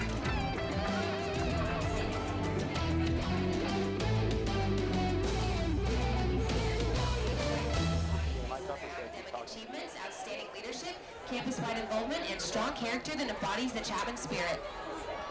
It was an extremely competitive candidate pool, so please join us in recognizing our 6 finalists. Morgan Vaughn, Alyssa Nolan, Brittany Souza, Madison Dewey, Nilsha Karana, and Robin Genesi. Congratulations to all 6 nominees.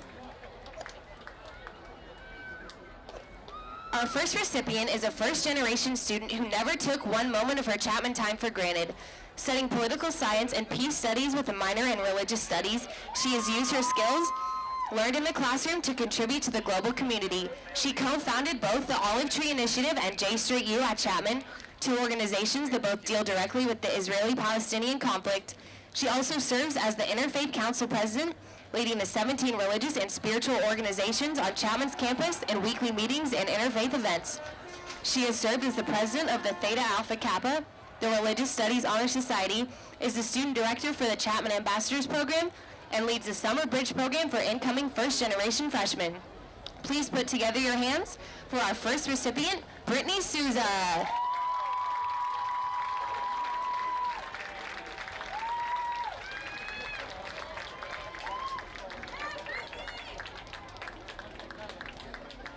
Our second recipient strives to serve her community. She has served as a supplemental instructor for 3 years, supporting and mentoring students through their academics.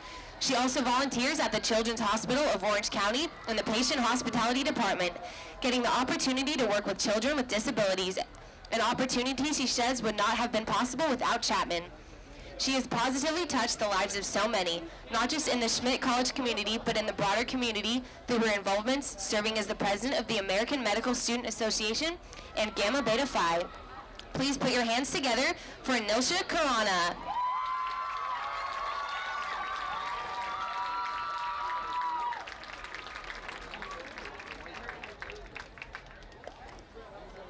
Everyone, one more round of applause for our winners and all of our finalists who truly embody the spirit of Chapman.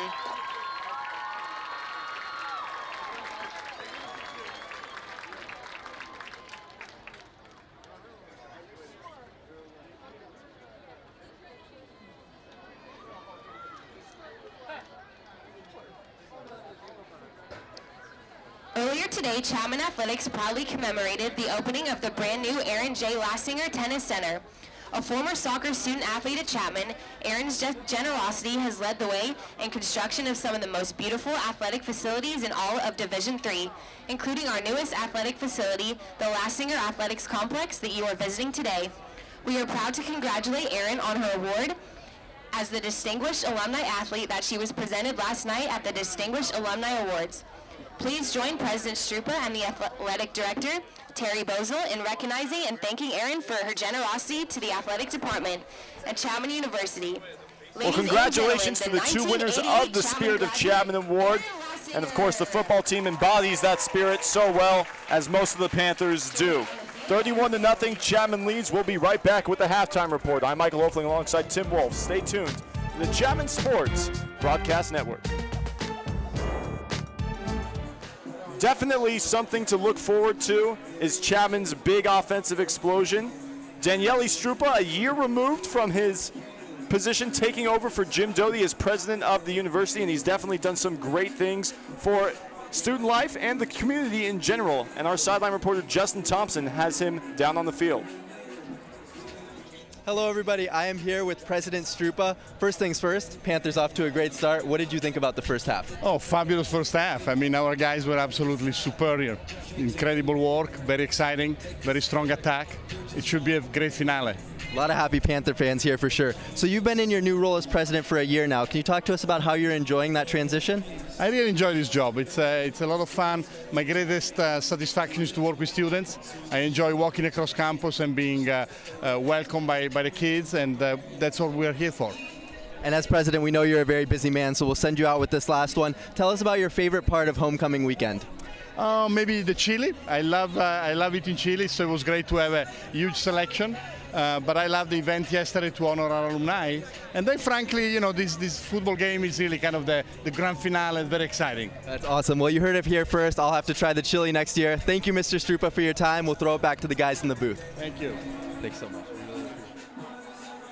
Thank you, Justin Thompson, and thank you to Daniele Strupa for letting us interview him in such a awesome night. Homecoming, great to see this, and great to see Chapman's offense explode in the first half. There were numerous highlights. Let's take you through them. Yeah, some great highlights tonight. Number one of those being this kick return from Whittier, and a huge hit there by one of the Chapman coverage team. And then this reverse play out of the Wildcat. Bautista hits Isabel long for the first score of the game. Isabel, one of his biggest plays of the year, making a huge play, and he's excited. He runs around, celebrates, and he tosses the ball to the ref right there, does the right thing. And here's this big play. Looking deep is Avina, and he overthrows his man, and that is a Chapman interception on the first drive of the game for the Whittier Poets. And here is Joe Muti here, taking it off, finding some blocks, taking off, cutting back, continues to run, and he's finally brought down there at the 25, and that is his biggest run of the night. And here's the Chapman rushing touchdown of the game. You got Marcellus Hunter there punching it in, and then Avina overthrows another one of his men, and that's another interception there for number 18, Merrick Spooner-LaDuff. And here's Bautista. He rolls out. Great throw, running the same way. Bautista, Isabel, touchdown number 2 there in the corner of the end zone. And here is another big play from Chapman. Bautista reading the defense and finds his tight end there in the back of the end zone. That's number 49, Ben Bruce, using his long arms to make that touchdown catch. And that was a big half for the Chapman offense. Total plays run, Chapman and Whittier about the same, but Chapman completely blowing Whittier out of the water when it comes to total yards. Chapman 335 as compared to Whittier's 124. And the passing yards just really tell the story of this game. Chapman 233 yards through the air. Bautista approaching his season game average after just the first half. And the Panthers not doing so bad on the ground either. Their leading rusher, Joe Muti, he has 65 yards on the ground. Big game offensively for the Panthers so far. Definitely, and we expect to see big things out of their running back. But it's not all about football here at Chapman. There are other sports that go on, and the new tennis center just opened up. It is the Aaron J. Lassinger, and it is the ribbon cutting ceremony. Great to see this. Men and women's tennis programs, they get 7 new courts, 2 new locker rooms, a team room, and coach's office. The Lewis family scoreboard, it sits above court number 2 and provides an open space between the championship court and the locker rooms. Great to see something like that. And in fact, our sideline reporter, Justin Thompson, a former tennis player here at Chapman, and I can assure you he would have been happy to see something like that. When we return, we'll return with the second half of Chapman versus Whittier here on homecoming night. Stay tuned to the Chapman Sports Broadcast Network.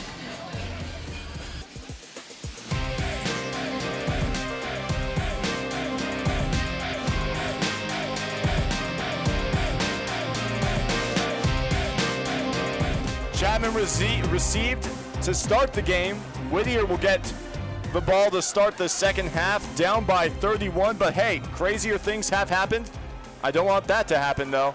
Good return there, trying to find some space. Williams Jr. eventually gets brought down on the play. Nice job by Trent Reed to stop that from going anywhere else.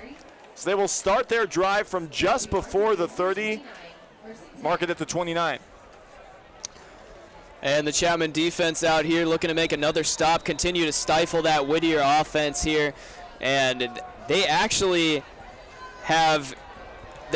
outweighed on the offensive line by the Whittier offense. Whittier average weight 266, and the Chapman defensive line average weight is 219, but they've still been able to get past them for 3 sacks in this game. Chance Trammell has some space to the right side and gets tripped up. Nice job there. If it wasn't for Brandon Ratuda, he would have had just one man to beat. And for a big running back like Trammell going up against Chris.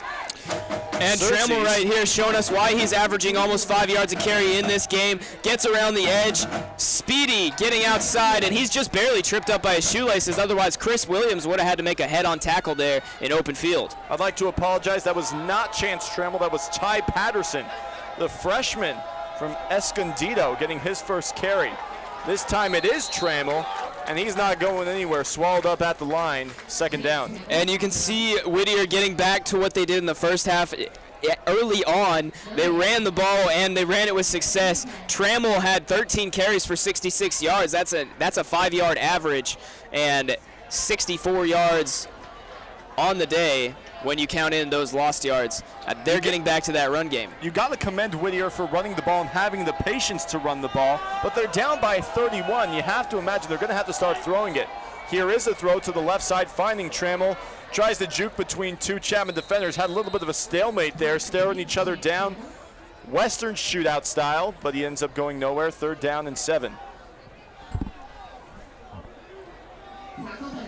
And you mentioned that Whittier might want to throw the ball here in the second half as they're down, but Miguel Avina have been having a rough night. Sacked 19 times with only 52 yards passing, and he's got 2 interceptions. So the passing game not working out so well for the Poets, and they look to be trying to do something different.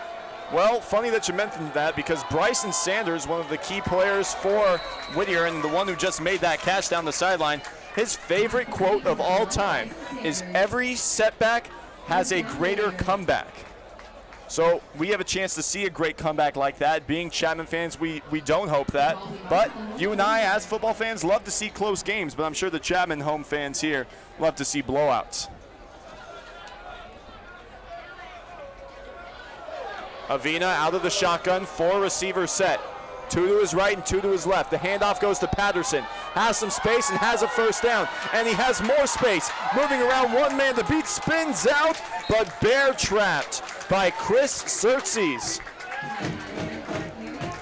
And here we see again the Poets going back on the ground. They have a run game and they want to use it. We talked about how their offensive line outweighs the Chapman defensive line, and look at them getting a big push here and just moving down the field and letting the running back there get into the second level. And he's provided a nice spark here for the Whittier offense here, coming in and getting his first carries of the game. It was a nice job by the offensive line. He pretty much didn't get touched before he got to the first down marker. The read option there, Avina had nowhere to go. There were 2 Chapman Panthers looking him straight in the face after he decided to take it. And he's down.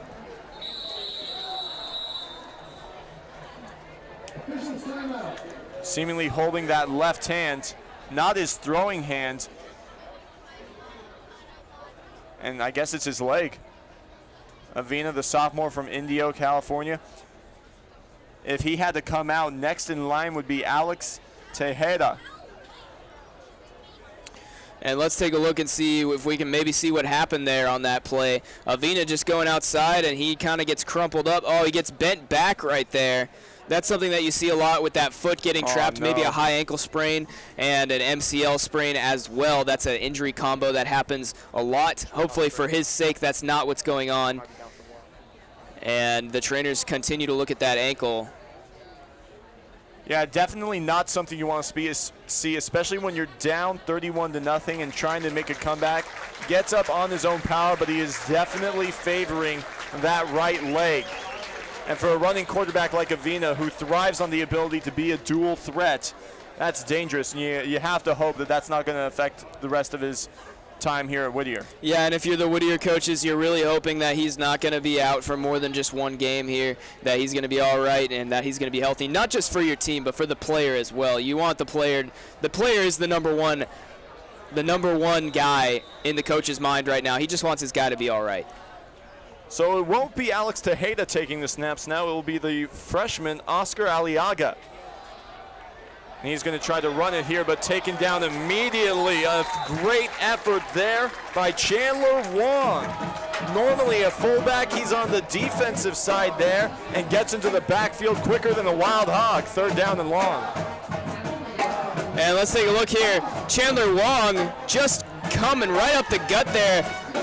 Whittier stunting their offensive line, trying to move things around, confuse the defense, and get blockers outside for the running back. But nothing there as Wong just shoots the gap and gets to the quarterback before he can even hand the ball off. That's one of the dangers of running the screen and trying to get blockers out front. You open up a lot of space. And another sack, back to back. This time it's number 26, Ramon Chavez, who gets his 2nd sack of the contest. Yeah, Chavez has been sitting in that QB spy zone kind of thing that they've been running this whole time, trying to contain Miguel Avina there. And this time, with Avina out of the game, he's able to blitz right off the snap and get behind the offensive line and get a sack. 2nd field goal attempt for Whittier. They missed the first one. And still no points on the board, looking to get some. And it might be left once again. It is good. Always tough to see those field goals here from the side view, that where our perspective. So we got to rely on the refs a lot of the times. The refs making the call there. It's a good field goal. What was that? We spoke with Jacob Isabel early on in the season about team chemistry and how this team could sort of create something out of really a roster that didn't look like much before the season, but he assured us they would be great. Take a look. We have a group that we connect really well together. Last year, a lot of us were either junior college transfers or just juniors in the program, and we've really kind of all come together, and we have a really special group, and we plan on taking it far. They have definitely shown their chemistry here. 2 huge touchdown passes in the first quarter. We haven't seen much from the 2 of them hooking up since then. But he is definitely a dangerous player and somebody every defense should look out for. Yeah, Isabel had a big first half, 5 catches, 142 yards, and that long 62-yarder we saw for the first score of the game. Marcellus Hunter is going to return this one. He tried to tiptoe on the sideline and tried to return it after, but the referee is going to say his big toe got into the white, and they're going to have to start this drive from the 14-yard line. And that's something Marcellus Hunter is going to get reamed for in film the next day.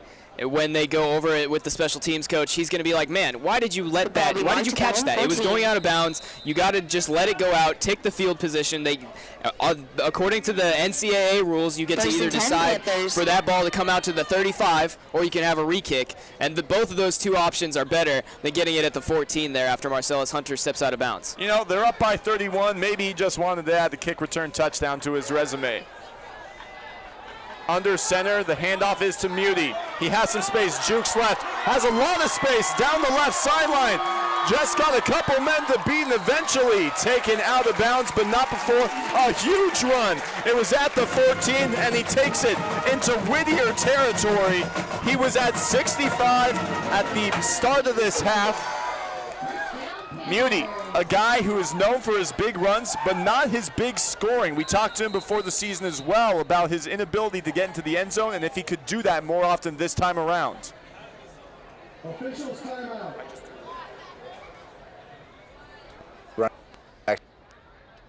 This year, Jake Newman, Marcellus Hunter, Diano, Brandon Medina, great group of running backs.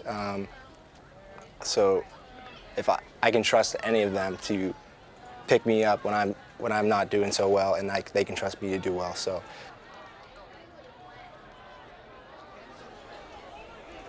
Joe Muti going to take a step back after that one. He's got to be tired after that long run, sprinting down the sideline.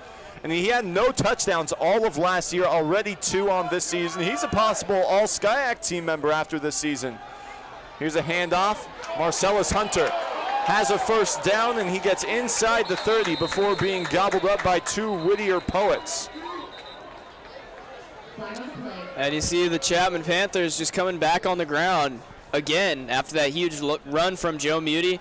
They're going to try and tire out this Whittier defense and keep the ball on the ground, keep that clock rolling, and get out of here with this win that it looks like is a high possibility after being up by 4 scores. So a penalty there on the play. The big run from Hunter not going to count. Looks like it was holding, and that'll set them back 10 yards. It'll be 1st and 20. But with such a huge lead, up by 4 scores, you have to imagine even with such a long distance to go, they're still going to run it, especially with the success they've had. Hunter to the right of Bautista, 4 receiver set. They're going to pass it, and they find their man. Nice catch by Jacob Baker, his 2nd reception of the season and of the contest. Both of them sort of on that simple slant route. This time it wasn't a screen, though, and he gets 16 yards. Yeah, and you see there, if you don't drop the ball or incomplete the pass, the clock keeps running. It's just like running the ball. And with all the success the Panthers have been having through the air, they're not afraid to throw it here, trying to waste time off this clock. You mentioned that if they complete the pass, here's Muti. Muti has 1 man to beat. Hurdle! Over the top, and they're going to be in the red zone. 2 big runs for Muti, and it would be a shame to not see him get in the end zone now. I hope they keep him in. And you got to leave Muti in after a play like that. Let's take a look at what he did to get into open space here. Just a great fake by Bautista, opening him up. And what a hurdle there. Muti getting up in the air. We said Air Muti earlier. Truly Air Muti. Getting multiple feet in the air, jumping over that defender, making a play. And the Whittier defender, Dobrinski, bit harder than a turtle at a piece of fruit on that last play. 2nd down and 10 now. Tim didn't like that one. Not a fan of turtles, I guess? That was a strange analogy. Hey, it works, though. You ever seen those YouTube videos of turtles? They bite hard, man. They bite as hard as like an alligator. And you saw Vacker drop that pass there. That's something that you don't want here. That's something that you don't want here. Up by multiple scores in the 2nd half, driving. Great pass from Ricky Bautista, who took a hit to make the throw, and he dropped it. That's only the 2nd incompletion of the game for Bautista. Here's Dominic Vacker. Vacker jukes to the left, tries to get around Cooper Allen, the safety, but he will eventually bring him down, but not before Chapman gets inside the 5 and gets a new set of downs. Yeah, and Vacker just making up for the drop right there with his speed coming on the screen pass. The Panthers have now run that play 3 times in this game and gotten yards every single time. The Whittier defense has been biting on that type of stuff all night. Joe Muti in the backfield. Funny story about him. Early on in the season, he brought a donut into the locker room. Chris Williams, the safety, gave him the nickname Joey Bag of Donuts, and it stuck.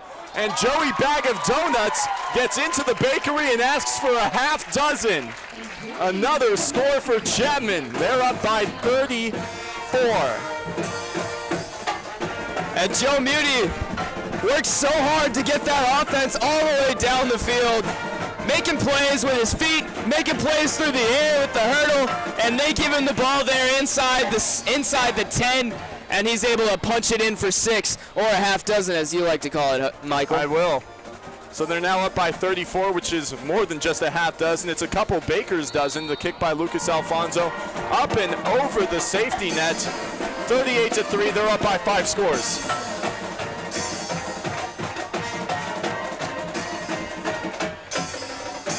One thing we saw on that drive was definitely great offensive line play. In the package we saw with you and Joe Muti, he mentioned his offensive line, how they were doing so great on the season, did not even get touched on that play. You have to give props to the men in the trenches there. Yeah, that was great. And if you watch the replay right there, that was just stellar blocking by the offensive line. Even the tight end, that was number 49, Ben Bruce. He's not even technically part of the offensive line. A tight end is a receiver who can also block, and he's showing his value right there in the red zone. He's caught a touchdown now and completely pile drived a guy into the back of the end zone while Joe Muti ran behind him. So less than halfway through this third quarter, Lucas Alfonso will kick it off once again. Back to receive is Hakeem Williams Jr. And it's off. Williams Jr. will take it at the 4. He's had a couple big returns, but nothing too extraordinary. Trying to get to the far sideline, but gets tripped up. Looks like he tripped up on his own feet. Making the official tackle was number 37, Brandon Ratuda. And they will start their drive from the 24.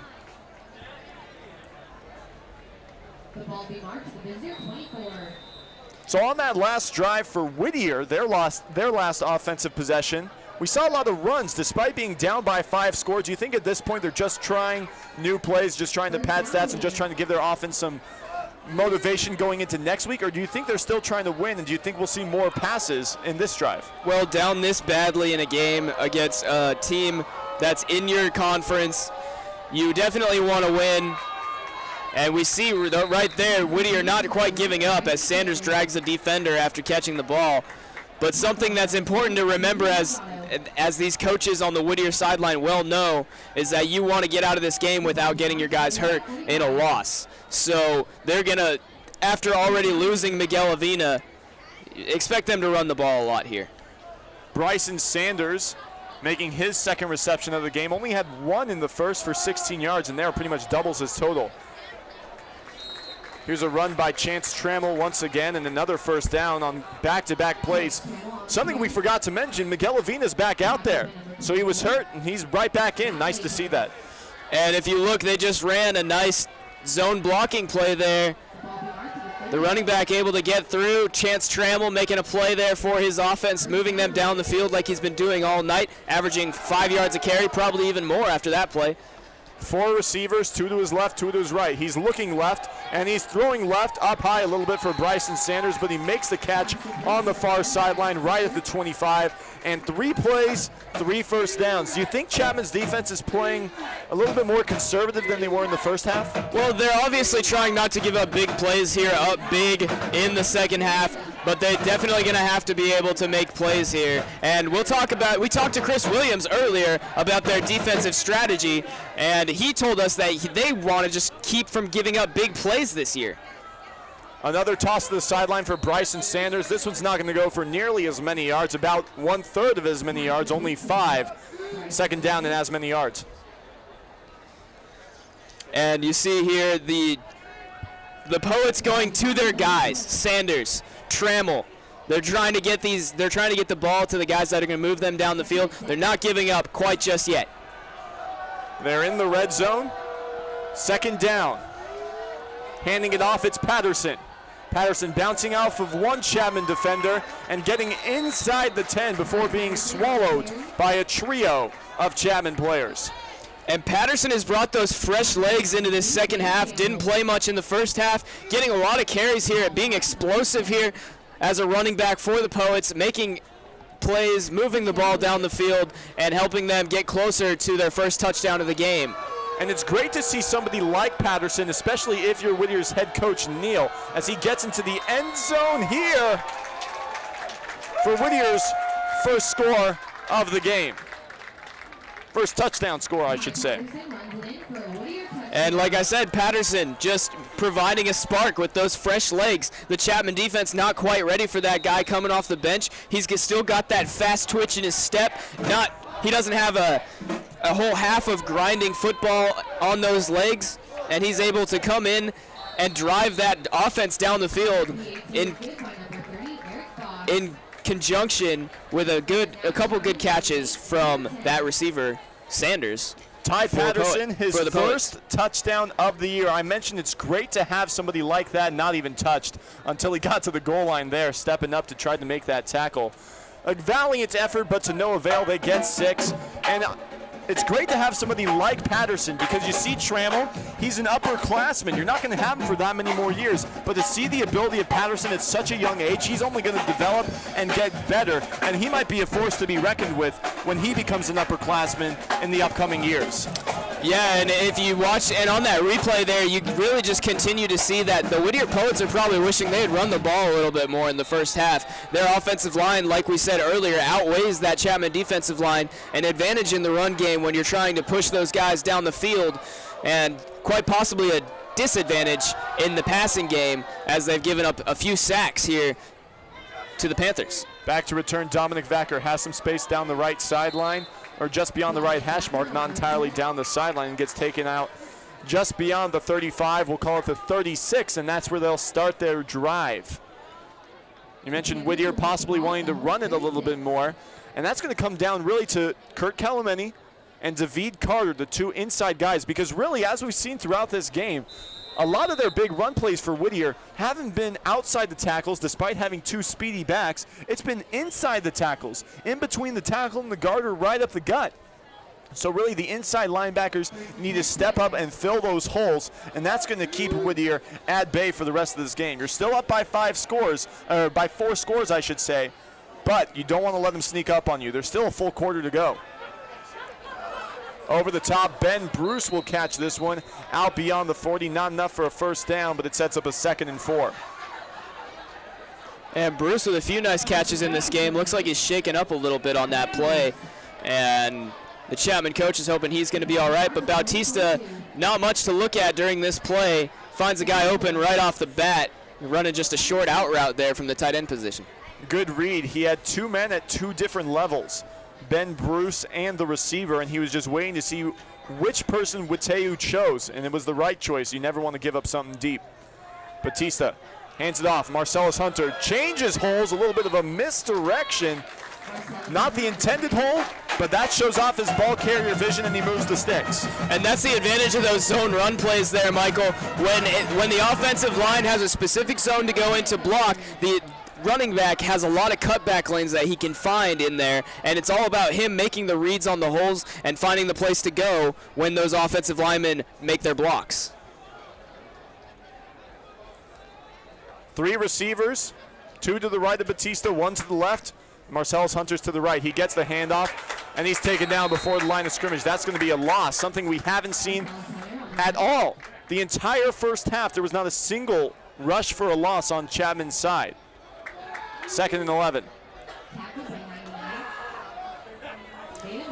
Yeah, if you're Marcellus Hunter, you got to be a little disappointed coming out here. He hasn't had too many rushing yards. In the first half, he just had just a few.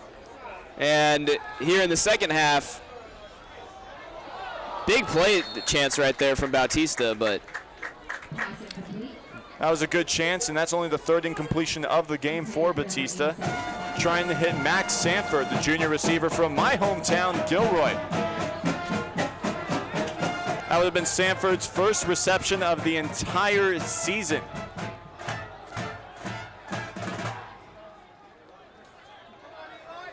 So unable to get that one. It's going to be 3rd and 11. You can take a deep shot on 2nd and 11, but as I always like to say, try to make it 3rd manageable. They didn't really do that here, but Chapman's offense capable of getting the big play. Marcellus Hunter in motion. They're going to toss it out to him. Good blocks, but they end up getting back up, and he gets into Whittier territory, but that's not going to be enough. Still 7 yards short, and I think we're going to see Elias Deeb for the first time this entire game.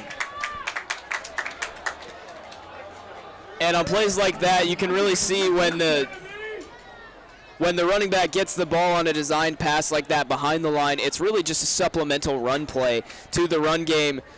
The running back can't quite get something going inside the tackles. Marcellus Hunter not able to do much this game so far.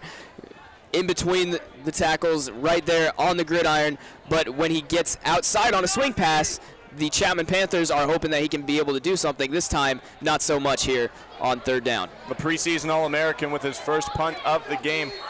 A decent return, zigzagging his way, but only for about 4 yards. Looking like that game centipede.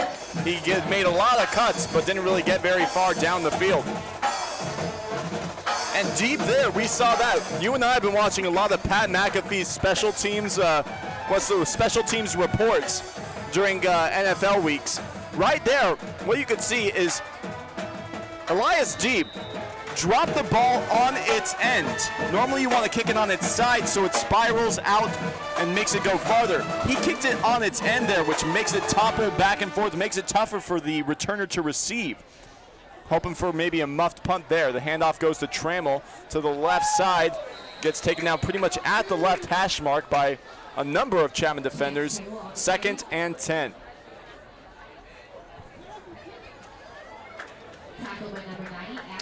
And you can see Chapman's heavy men making a difference up there in the middle as Whittier tries to continue to run the ball in between the tackles. Adam O'Shea, a 250-pound defensive end, and Chandler Wong, only 5'8", but he also weighs 215 pounds. Guys like a bowling ball. Low snap, but he looks to the left and finds his man, Williams Jr., and he'll go out of bounds, so a short little out route there. Call that a stick play, it looked like. It's going to be 3rd and 5. On the coverage there was Chris Cersei's. Unable to do much on that. I mean, you can't really do much on short plays. You really have to read the quarterback's eyes. Like, look there. He was playing a couple yards off. Nothing you can do there. Just make sure he doesn't get past you. And good catch there. Gets 1 foot in bounds. That's all you need in college. And they move the sticks for the Whittier Poets. The lefty, Avina, rolling out of the pocket, trying to get around Chapman defenders. He will. Finds a man down the field, and it's just short. Good coverage there by David Carter. So David Carter, not necessarily only a run stopper, also plays pretty good zone defense, and right there had his man. Would have been a tough catch either way, but it was short, no chance for the receiver, and that's going to bring him 4th down. Yeah, and that's what I was saying earlier in our pregame. David Carter gives the defense a lot of versatility in the way that he can play. He can drop into coverage, he can blitz, he can get sacks, and he makes a big difference there as a transfer for the Chapman defense. Jake Newman takes the punt and gets taken down immediately, sandwiched a little bit between 2 Whittier defenders, and that's where Chapman will start their offensive drive. As we take a look at Chapman's defense, one of their key players, Chris Williams, talked to us. Gate, we have a great front seven. Our coaches always hype up our D-line. So out of the gate, they need to play strong, plug those gaps, and stop the run. Force an inexperienced quarterback to pass the ball on us and, make them feel a little bit uncomfortable.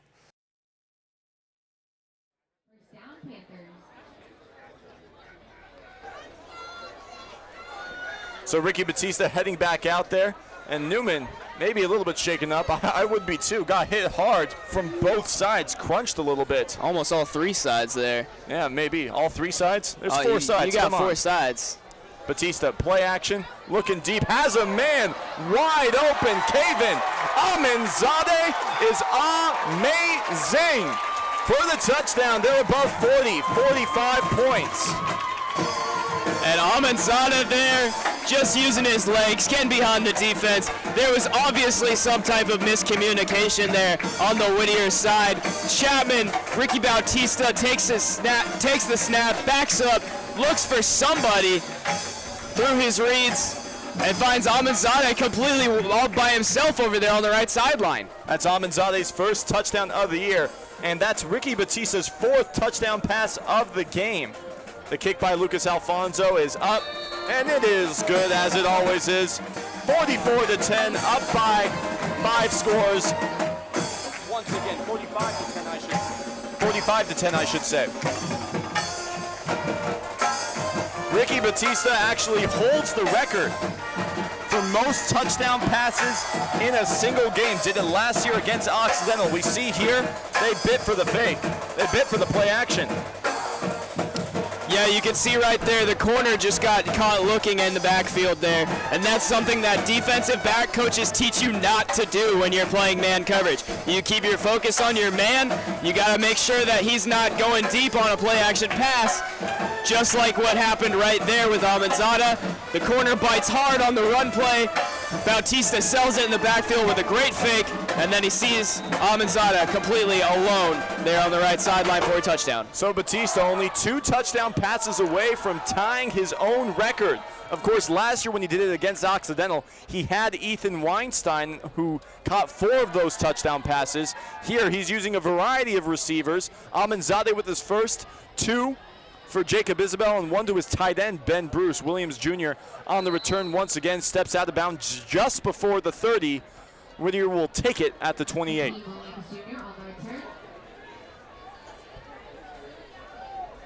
And watch for Whittier to come out here and keep pounding that run.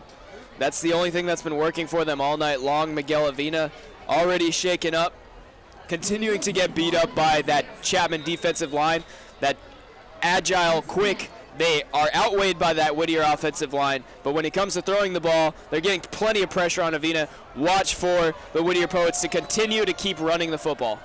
Avina has a little bit of that Colin Kaepernick kind of style. Very mobile, very slippery, but still has some trouble with accuracy. The option there, the option toss, he ends up giving it to his running back. I believe that was Trammell, and he's not going to get very far. Maybe a yard, 2nd and 9. In fact, it's actually going to be no gain, 2nd and 10. And that was just a classic speed option there. Quarterback running out to the right, running out to the left, doesn't see anything, pitches it out to his running back, and the Chapman defense is all over it. Trying to pass, spins out of 1 tackle, but eventually gets taken down. That was Ricky Medeiros on the tackle, the defensive end.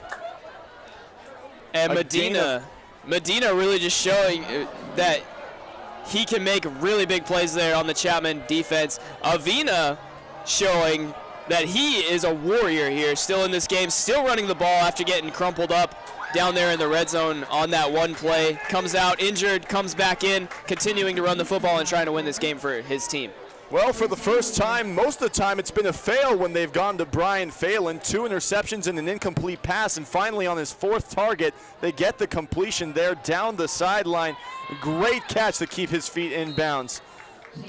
A short gain of about 4 there. That's exactly what you want on a first down run. 2nd and 6 for Whittier. Chance Trammell now above 25 rushes on the day. Patterson is in the backfield. Good block from the running back. It goes off the hands of Williams Jr. He would have been taken down immediately by Williams either way. And good sportsmanship by the 2016 Ernie Chapman Award winner, Chris Williams, showing his sportsmanship, helping Williams off the field after he hit him and forced that incompletion. That's something that you love to see out of key players like Chris Williams. Yeah, Chris Williams, solid guy. We know him well. He's in the broadcast program with us. He's been making big plays this year for the Chapman Panthers. He's number 3 for tackles on that defense, and he's a leader, and he's a voice for that team. Chris Williams now playing very hard press coverage to the far left, going up against Bryson Sanders. It looks like it's a zone. They toss it to the outside, look like a corner route, and it's going to be a catch for Moises Gonzalez, his 2nd reception of the game. And that'll take us to the end of the third quarter. Chapman has a chance to get off to a 2-0 start in SCIAC. We spoke with Chris Williams earlier about season expectations. I think the expectation this year is a conference championship. You know, us seniors got one our freshman year, but we didn't really have a heavy role in that team. So being seniors, having that heavy role, being leaders to help the other guys understand the Chapman way and stuff, I think the expectation is, you know, a conference championship, and anything less than that would be a disappointing year for us. So Chapman up by 35. A chance to reach the 50 mark for the first time this season. We'll return with the fourth quarter on the Chapman Sports Broadcast Network.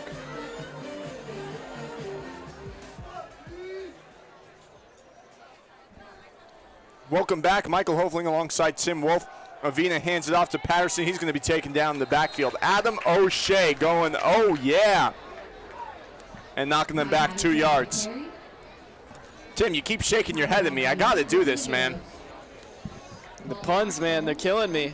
Hey, you're killing me over here. Hey, I learned from the best, my father. Avina, the lefty, back to throw, looking deep, just hucks it up.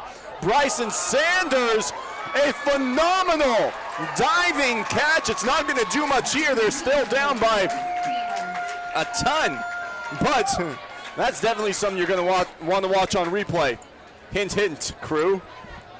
And that's something that we were looking out for starting this game. Bryson Sanders making some big plays there for the Whittier Poets. He makes a big one in man coverage there. He's covered well, but just you see his skill there and why he's the #1 guy on that offense when he makes that play. The PAT is up and through. I think Avina just sort of trusted his receiver there. Bryson Sanders, he's been his go-to guy for about a year and a half now, or at least for the entirety of this season. And there, just trusted him, and he was able to beat his man, just boxed him out and made a nice catch. Yeah, that was a great play there by Bryson Sanders. Again, showing why he's the #1 guy on that offense, receiving-wise, and he's just out here making plays for that team.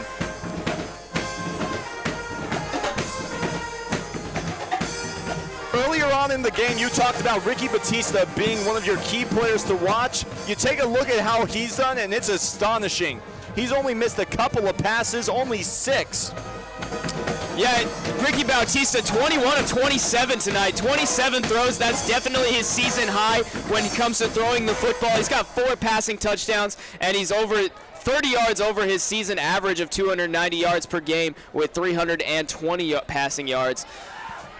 And it has been quite a game for the Panthers starting quarterback so far. One of those key numbers that I love, 0 interceptions. Huge break here for the Chapman Panthers. They tried to get around, but a nice tackle by Oscar Aliaga, the quarterback on special teams, coming up with a big stop. Chapman will get it just before Whittier's side of the field. Going back to that Ricky Bautista graphic, one of the most underrated statistics that I always love is 0 interceptions. When you don't turn the ball over, you have a better chance to win. Yeah, let's take a look at that scoring play for Whittier one more time. And here's Sanders. He just gets inside of the guy covering him, boxes him out, and makes a nice catch in the end zone. That was premier receiving technique by Bryson Sanders there. And it looks like Batista's not going to return out there. The handoff goes to Brandon Medina. He's going to be swallowed up before the line of scrimmage for a loss of 2, 2nd and 12. Now out there taking the snaps for Chapman is Jake Sheedy, the junior quarterback from Phoenix, Arizona, a key member of our crew and definitely somebody you might see a little bit more of later on in the year. Brad Benson from Phoenix, big Cardinals fan, and maybe the two of them know each other. And Bautista, another one of the things that we were looking at with him was he's completing a high rate of passes, 66% on the year. He's been great so far, and it has shown with only 1 interception on the second drive of the entire season in that first home game here at Ernie Chapman Stadium that we called together, and since then he's been on the money. Mark Patrick gets his fourth reception of the game, and all of them have come on that spacing play. Just a short little slant and a turnaround. The ball's released on the break. He's finding that sweet spot, and they can go to him all the time because he's been open every time. So Sheedy trying to lead his first drive of the season. Handoff goes to Medina, and he's going to be taken down way before the line of scrimmage. The draw goes nowhere, and a nice job by Mita Maison, the freshman defensive end out of Riverside, California. And that's going to bring up fourth down. And you're seeing Chapman playing a lot of their backups now here. Backup quarterback, Medina, not usually many carries outside of the red zone. If you look at the receiving core, not many guys out there that you'll see in the starting lineup. And the Whittier Poets able to take advantage of that and stop the Panthers on third down. So Elias Deeb getting out there for his second time. First punt pinned them inside the 15. This punt, he's got a strong leg, and this one has good hang time. It's going to be inside the 20, and he touches it, muffs it a little bit, and a fair catch was called. Tried to run with it. That's very close to being a penalty. Moises Gonzalez getting a little bit too antsy there. Maybe thought after the muff his fair catch was negated, but that's not the case. Yeah, you got to know the rule book there as the punt returner. That's one of the main responsibilities. You got to know what the fair catch means. You got to know the rules surrounding it. And special teams are a very underrated part of this game. And the punt returner there, obviously not studying his rule book very well. So Miguel Avina still out there. They're down by 28. They need 4 scores in just over 12 minutes. It would take a miracle, but stranger things have happened. Avina, 5-receiver set, just tosses it to the outside on a slant. It's Bryson Sanders, taken down by 3 Panthers. First man to get there was Merrick Spooner-LaDuff. Those 2 key interceptions in the first quarter really dropped the entire motivation for Whittier's offense, it looked like. There's a run up the middle. That'll be a first down, but nothing much more. Just another set of downs for Whittier. Yeah, those 2 Spooner-LaDuff interceptions really threw off Whittier from the start. Whittier not coming out on a roll, really. Running it well. A nice seam route from Avina to his guy in the middle of the field, and then he overthrows his man, interception. Next drive, overthrows his guy on an out route, another interception, and that kind of stalled the Whittier offense and set the tone for the rest of the game moving forward. I talked about how even with those 2 more interceptions already leading Chapman's team, nice job at the defensive line there. Just read the quarterback's eyes, jumped up. David Gamble, the sophomore defensive end. But Merrick Spooner-LaDuff, great defensive back, does a great job reading the quarterback's eyes. 2 interceptions before this game, and even with 4 now, still 1 shy of the SCIAC lead. And right now, this Chapman team looked like a serious SCIAC contender. They haven't won the SCIAC championship since 2014, back when Jeremiah McKibbins was the running back. Avina is going to take off, and a little bit dangerous there. He's already been down once, had to hobble off the field on his right leg. There, you think maybe he should just slide and avoid that hard hit. Yeah, and you can see right there he's limping a little bit after that tackle, and that's something you don't want to see as the coach. Take it, slide it down, man. You're not getting more than a couple yards extra by doing that. Avina slipping in between a couple Chapman players, takes it again, and gets ahead of the line of scrimmage, but only for a gain of 1, 2nd and 9. Chapman continuing their defensive dominance and playing a little bit of more conservative, allowing more run plays. Here's a handoff to Ty Patterson. High steps around 1 Chapman defender and gets taken down just before the first down mark. It should be 3rd and inches. And indeed, it will be 3rd down. If Chapman could come up with a stop here, it would be monumental and would probably put this game away. Icing on the cake. Handoff goes to Trammell. They will not stop him before. He high steps around. He has some space. Looks like he might get through, but it's going to be Chris Williams who comes up, slows him down enough, just enough for number 53, Noah Kos, to make the tackle. And Chris Williams, again, adding more tackles to his 3rd on the team number that he's currently got. And the Chapman defense getting a little worried about their run defense here. Looking to the end zone, they get it. Touchdown, Poets. Miguel Avina to Brian Phelan. They went to him twice in the end zone. One ended in an incompletion, one ended in an interception, and this time it ends in 6 points. So with 10 minutes left, they're down by 21. Do you think Chapman should start worrying maybe a little bit? I would say that Chapman might put their starters back in for at least a drive, try and get at least one more score tacked on. If not, we know that Coach Owens is very confident in his bench and his depth, and he's not going to risk hurting his main guys here in a game that looks like it will possibly end in a victory for the Panthers. You can see on the replay there was just a simple corner route and was able to beat his man to the outside. That's just a great throw from Avina. Something we really haven't seen. Avina has spent a lot of this game overthrowing his receivers, underthrowing his receivers, but right there, right in the picnic basket. Yeah, that was a great throw there by Avina.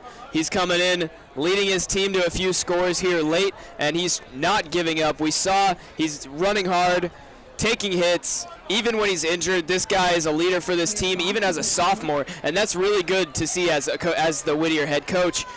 And you're really going to want to build your program continually around Miguel Avina. Onside kick possibility here? It is. The onside kick is off, and they're not going to get it. It goes out of bounds, though. Whittier had a chance. It was Hakeem Williams Jr. on the outside who had the last possible opportunity at the ball, but it gets to the sideline, and Chapman will take over right there. That's in Whittier territory still. So first down, and we'll see who comes out. Will it be Sheedy or will it be Bautista? If you're Coach Owens, maybe you send Bautista back out there, but it will be Sheedy and Brandon Medina. So it looks like maybe for the rest of this game, no more Marcellus Hunter, no more Muti, and no more Bautista, as well as no more Isabel. He's not out there. Only starter out there is Kevin Aminzadeh. He's to the left of Sheedy. Play action, Sheedy rolls right, and he's going to run right. Great block from his tight end, and he will get a gain of about 13 and a first down.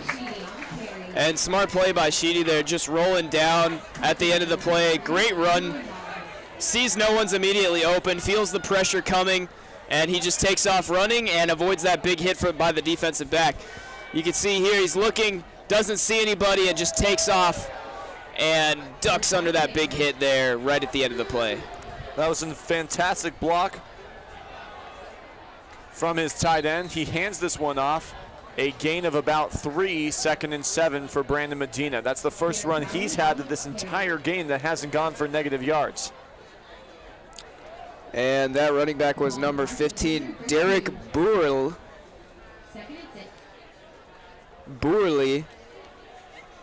And that's the first time we've seen him tonight as well. And he will stay in the game, so Medina not in on this one. It's going to be another handoff. Bauer has it, moving down the right side, moving down the near sideline, gets taken down by the jersey. Number 19 on the tackle there, that's Noah Hall, the freshman cornerback from Long Beach, and a flag on the play.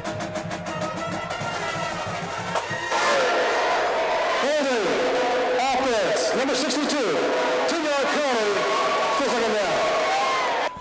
So Jacob Wilbanks, the offensive guard from San Jose.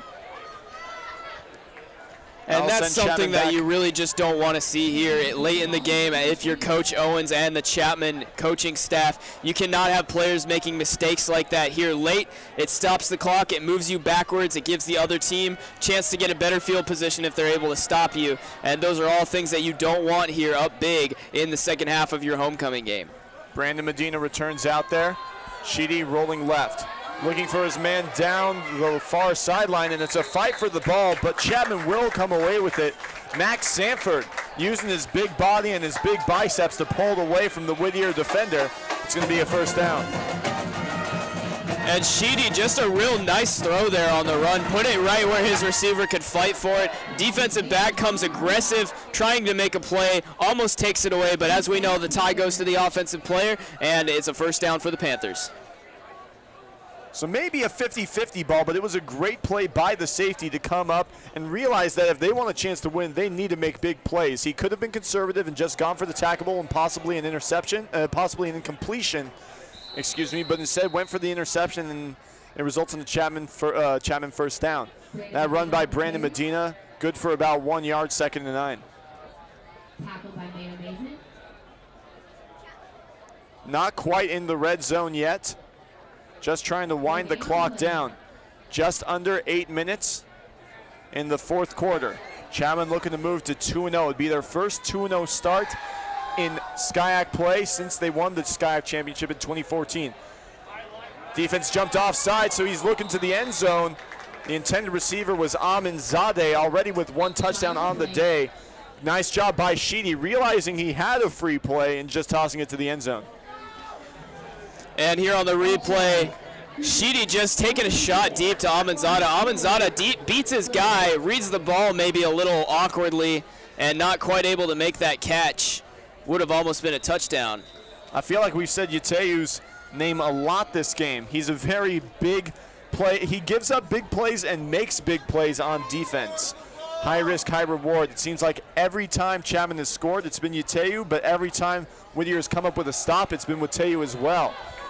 Another run for Bowell.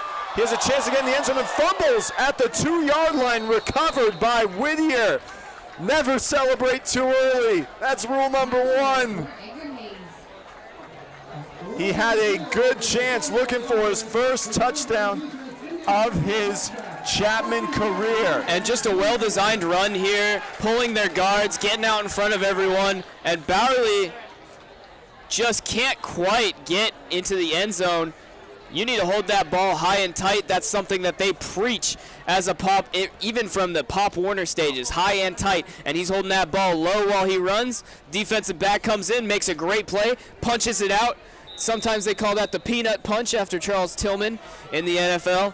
And that was a great play there by the Whittier defense to try and get the ball back here against Chapman. You see Edgar Hayes getting showered with praise after that one, just sort of Hadoukened it out of Bowerl's hands. Passing complete, intended for Bryson Sanders. That pass from Avina incomplete to Bryson Sanders to the near sideline. 2nd down and 10.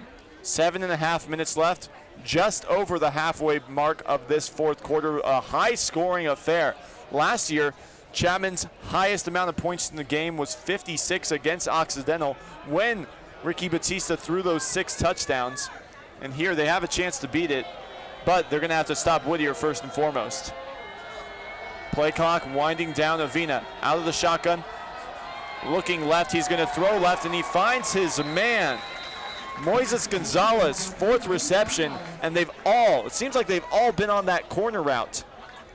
Yeah, that's something that they're able to take advantage of that Chapman zone defense. Chapman, a typical cover 2 team. They like to play that type of zone, and when they get aggressive there on the underneath coverage, that leaves that corner route open.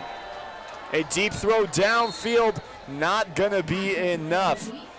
Intended for Brian Phelan. There were 2 Whittier receivers down there, but just overthrew them all. Chris Williams on the coverage. 2nd down. They have to go deep at this point, you imagine. 7 minutes left. Down by 21. You've been down the entire game. You chose to run it, which you did effectively, but a lot of the time that's not going to be enough to make you come back from such a deep deficit. Yeah, here you can see the offensive coaches for Whittier just saying, hey, we need to play. We need to get some things going deep, and they're trying to get Miguel Avina to hit one of these passes going long. Trammell on the run, tried to stiff arm around the Chapman defender, but eventually 2 other Panthers come in and help their fellow linebacker and make the tackle. Running in the hurry up. You got to watch Sanders down low, going up against Cersei's. He looks right and tosses it over the outstretched arm of Brian Phelan. So Phelan has actually been targeted a reasonable amount of times, but it seems like every time he goes to Phelan, he just doesn't have it, except for that 1 touchdown. And they really like that play here against this Chapman defense, what Chapman's been giving them on defense. That is a smash concept where the outside guy runs a curl and causes the corner to stay on him, and then that other guy and the inside runs a corner route right over the top of that guy who's sitting low on that curl route, and then he's wide open, but it takes a certain amount of touch to make that pass, and Avina just not able to make those throws tonight. On the drag, Moises Gonzalez gets more than enough for the first, and they're going to have to hurry up. Under 7 minutes now. The clock keeps winding. That was 4th down. They got it. Whittier, last year last in all the SCIAC in 4th down percentage. They got one there. That pass goes to Brian Phelan, only his 2nd reception of the game. Stays in bounds. Clock keeps winding. And you mentioned Whittier last in 4th down percentage last year. They're actually at 100% on 4th down this year. On the year, they've gone for it 6 times all year, now 7, and they, again, 100%. Much improvement from last year. Avina will take it himself, moving around Chris Cersei's, and gets a 1st down. Still not in the red zone, but they are inside the 30, and they just keep rolling. Avina not even looking tired running this hurry up. And you can see here on this replay, Avina, nothing there. Continually getting pressured by that Chapman defensive line, just rolls out and tries to get something done with his legs. Nice job by Cersei's there. The pass was intended for Williams Jr. to the left side, just sort of expecting Williams to be able to get around that one-on-one. But Cersei's forced that incompletion.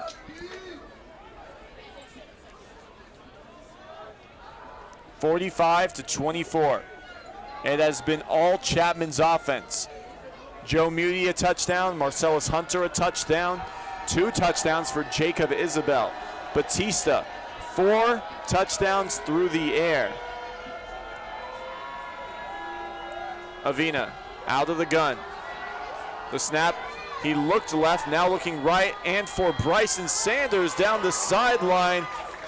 A great catch. Nice big hit by Chris Williams, and I thought for sure he was going to drop that. Looked like he snow-coned it, but instead just pulled it in and kept that. That's tough to do. And they're going to call that a catch, but I'm not so sure. Let's take a look at the replay after this play right here, where Whittier has a 1st and goal. Patterson on the run there, swallowed up on the stop. Alex Bay, the junior from Belmont, California. And here, let's take a look at the last play.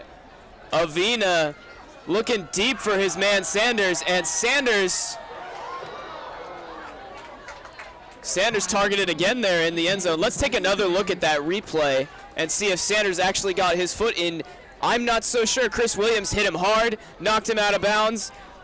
The referee seems to think differently. Avina looks deep, takes a shot, and Sanders catches it, and he was able to get that right toe down as Chris Williams hammered him from that safety position. Great play by Sanders there, one of our players to watch. The drag, so important to be able to do. Avina looking for another touchdown. Looking for Williams Jr., can't come up with it. A couple of the Whittier fans asking for a holding call, but they are not having any of that. Play clock will keep winding, just over 5 minutes, 5:07 to be exact. It's going to be 3rd and goal from the 8-yard line. Actually, 4th and 8, excuse me. So we'll see if that 4th down conversion percentage keeps up. 7 for 7 on the season. Can they make it elite? That is 8 for 8. 4 receivers, 2 to the left, 2 to the right. Only 1 safety, it's Chris Williams. He's looking right, going for the back of the end zone, but Moises Gonzalez cannot find the promised land. The coverage there by Chris Williams will give Chapman the ball. And Chris Williams, great coverage there. Ball placement pretty poor there from Miguel Avina, going for the touchdown on the corner route. That's something he's had a tough time hitting all night, overthrowing receivers, underthrowing receivers on that route. And another mistake there through the air for the Whittier Poets. Do you think that has to do with a lack of chemistry between Avina and his receivers? Because I feel like that's something you would work on in practice, just sort of knowing how what angle you're going to take on your break and where you should throw it and how you should lead your receivers. Well, it's partly that. When you work with your receivers in practice, you start to learn how they break, start to learn how they want the ball placed, where they're best catching. But that is but egregiously overthrowing your guys is just a different thing. And Avina's been doing that all night. Read option there. Jake Sheedy handing it off to Bowell. And that's going to be enough for a first down. It'll move the sticks and give Chapman space to work. Still within their own 20. But still, as the clock continues to wind down, neither team has called a timeout, and I don't think either team will. And if you're Whittier, I think you're trying to end this one as soon as possible. Learn from your mistakes and move on and try to get the win next week. Yeah, you can. Sloppy in a win is always better than sloppy in a loss, but you can also learn a lot from a sloppy loss, and that's what's going to happen here with Whittier. Came into Ernie Chapman Stadium against the Panthers on their homecoming in a conference game and made a lot of big mistakes that ultimately made it too hard to come back from in this game. That was the first rush of the game for Nick Callan, enough for a first down. They keep moving the sticks. They're at the 29-yard line. So what do you think is the takeaway from this game? If you're the rest of the SCIAC, you look at Chapman, a team you really didn't feel threatened by offensively. They're able to put up 45, and really, they were playing conservative and putting their backups at the start of the midway through the third. Yeah, that first half explosion from the offense. Again, we said Ricky Bautista only 20 yards short of his season average after just that first half. 270 yards passing in that by the third quarter. And there's another play right there from Chapman, just trying to run out this clock, run the ball. And they're not quite moving the ball at this point in the game. Well, you don't have to move the ball. They did previously to that play, they did have 2 first downs on 2 plays, but that time you can afford to just let the clock keep running. 3 minutes, 25 seconds, and it keeps going down. You have to consider Chapman one of the elite teams in this SCIAC conference. A great win against Pomona Pitzer last week. And they might be a dangerous team. Sheedy keeps it. He has some space. He has a lot of space. This might be a Colin Kaepernick. Down to the 20 and taken down finally.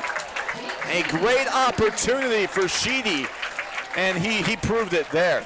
And this offense is just great for quarterbacks like Sheedy, who also have talent with their feet. We see Ricky Bautista, the starting quarterback here for the Panthers. He's also a threat on the ground. They try to keep him healthy so he doesn't run as much as he did last year. But as they move forward, Sheedy is just a great backup to Bautista because they have similar playing styles here, where Sheedy just showed us he's got explosive running power as well as a great arm. Definitely, you don't really have to change the playbook up much depending on who you've got behind center. A run up the middle there by Nick Callan. His third carry will go for about 3, 2nd and 7. So Chapman, looking forward into the season, there are some other elite teams. Chapman arguably the best defense, but I can't really say they have the best offense, especially looking at Redlands, who put up 72 points against Occidental last week. And that Occidental defense we saw last year, unless they've improved upon last year, if anything of that Redlands showing shows us anything, it looks like they have not. But we know that Occidental defense, not too great. We'll see what happens going forward when Chapman inevitably plays them. But Redlands, definitely a team to look out for. Chapman lost a close one to them last year. Ricky Bautista, 13 of 15 in that game. Only 15 passes in a game that they were trailing the entire time. I don't think that Chapman will make that mistake again. They've shown us tonight that they are willing to throw it all over the place with their quarterback, Ricky Bautista. Well, Coach Owens, definitely more of a conservative mindset from a coach's standpoint. But I like what you're saying. You throw the ball more, especially when you're behind. You have a better chance against a Redlands defense that really has shown their stuff on both sides, run and pass. But Ricky Bautista, 2nd in the SCIAC in completion percentage. He could probably do some damage. Clock continues to wind down, 1:06.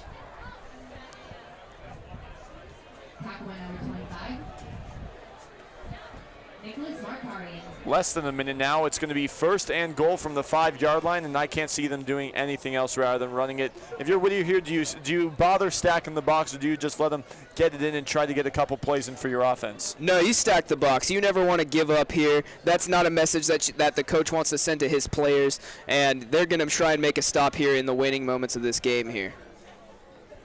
In the backfield, awaiting his first carry, is KJ McDonald, the freshman from Carlsbad. They will end up just taking a knee, and the clock will wind out. So Chapman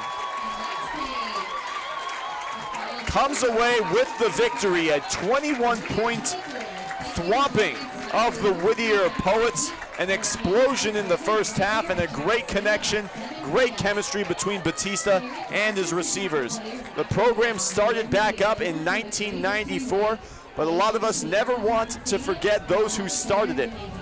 No matter how far back it was, it's definitely and it's always a message to send to those players on your team now.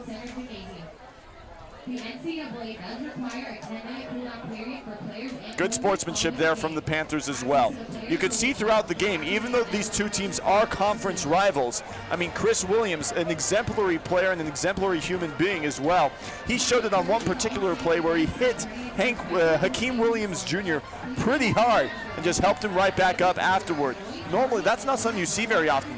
You see a lot of these football players, they knock a player down, they sort of get in their face, sort of like, I'm better than you, I knocked you down. But Chapman showing some great sportsmanship there. Yeah, and that's something that Coach Owens preaches. That's something the players tell me. Coach Owens is a great head coach. He's a team builder. He brings in coaches that are experts in their sides of the ball. He's got a great offensive coordinator. He's got a great defensive coordinator. And Coach Owens, obviously not lost on the knowledge of the game, but what he does is he builds the team. He builds great character in these players, and he builds up a program that can withstand trials and troubles here. In close games against Pomona-Pitzer, they banded together. They were able to keep things together, move down the field, score a touchdown with no seconds left, and that's just exemplary of the character that Coach Owens builds in these guys.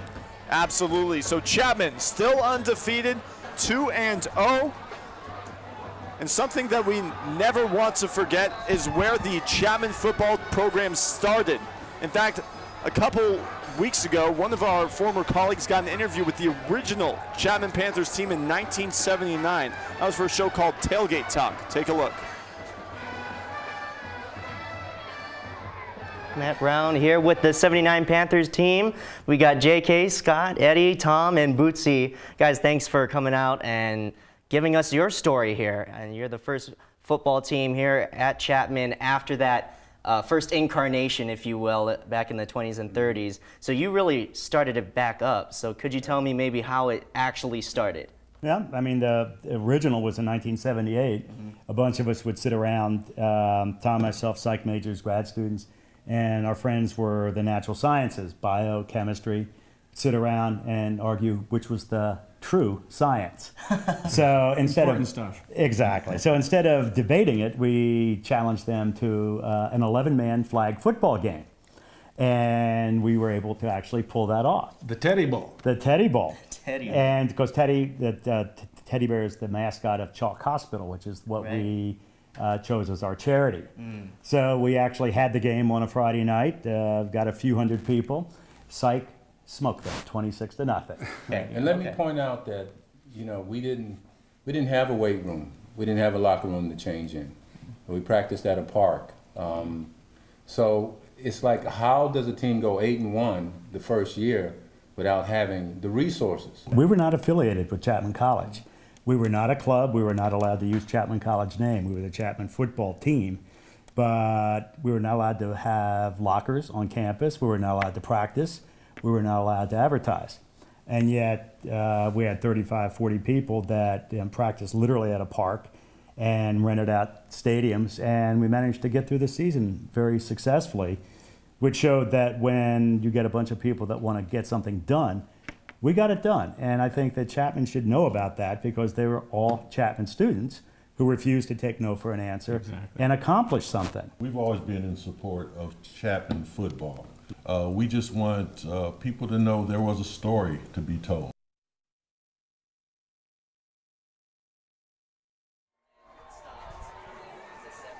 And those pretzels look hot, but not as hot as the Chapman offense tonight. 45 points. Thank you to Matt Brown for doing that package for Tailgate Talk. One of those players, Ed Dana, now a psychology professor for Chapman. We'll be right back with the postgame report on the Chapman Sports Broadcast Network.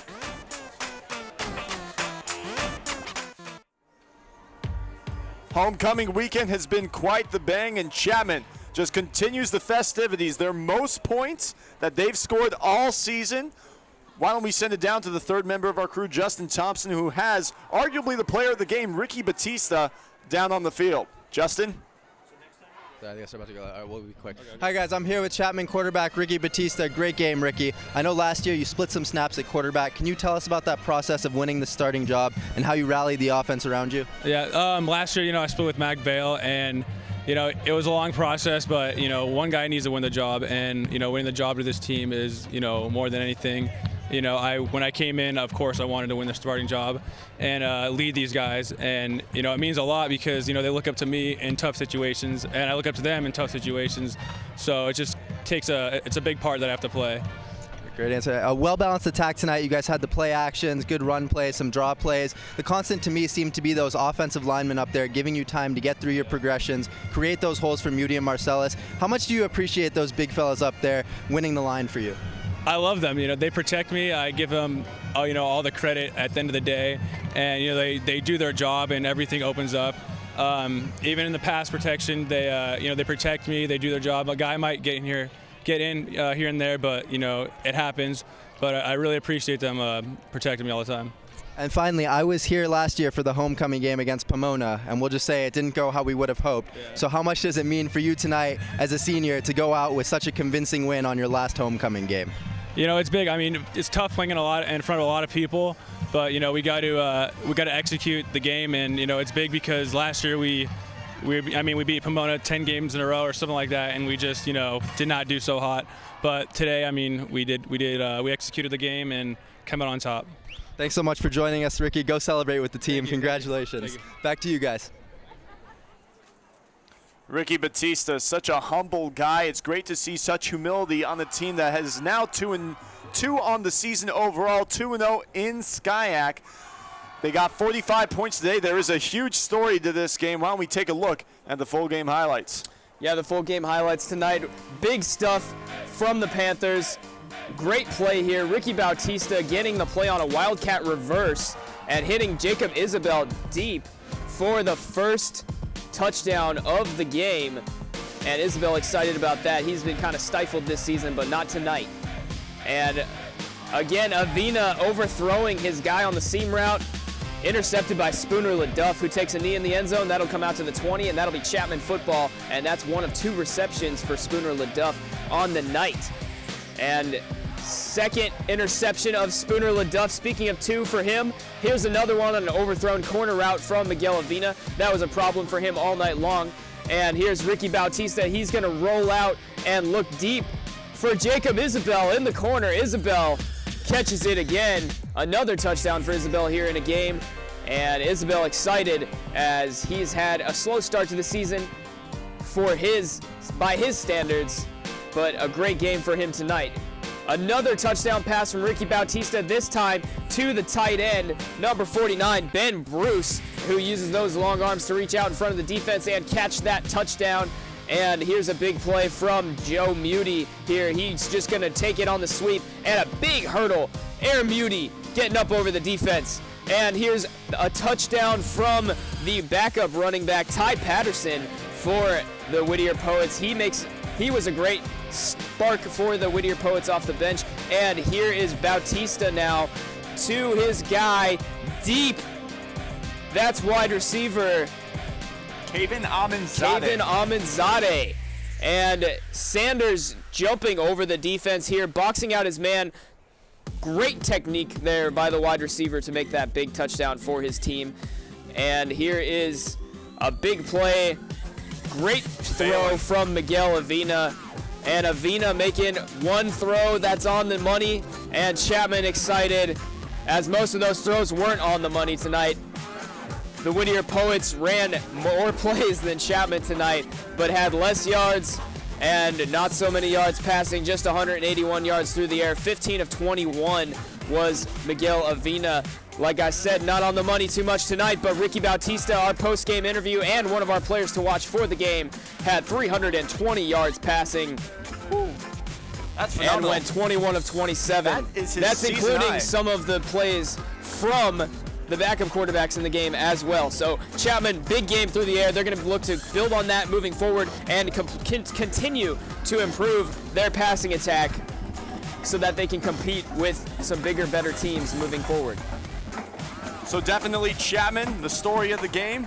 They took advantage of Whittier's run defense and used that play action to draw him in and toss it over. So Chapman, 2-0, and great start to this 2017 season. Thank you for joining us on the Chapman Sports Broadcast Network. I'm Michael Hofling alongside Tim Wolf. Stay tuned for next week when another Chapman home game goes on. Hold on, Michael. I'm pretty sure Michael is actually on a television contest right now, The Choice, with Fred Rogan on NBC in LA. Everybody check out Michael Hofling on Fred Rogan, The Choice. Michael, tell us a little bit more about that. Well, if you insist, I mean, it's down to the final 16 amateur sports journalists in Southern California. I'm going to be airing on October 21st. You can vote every day from Saturday the 21st until Thursday. And if you're so inclined, if you like me and I like you, then maybe vote for me a time or two. I'd really appreciate it, and it would really launch my career. Thank you so much for joining us. Thank you, Tim, for that little plug there. Got to plug my guy. For Tim Wolf, I'm Michael Hofling, and the rest of our CSBN crew, thank you for watching the Chapman Sports Broadcast Network.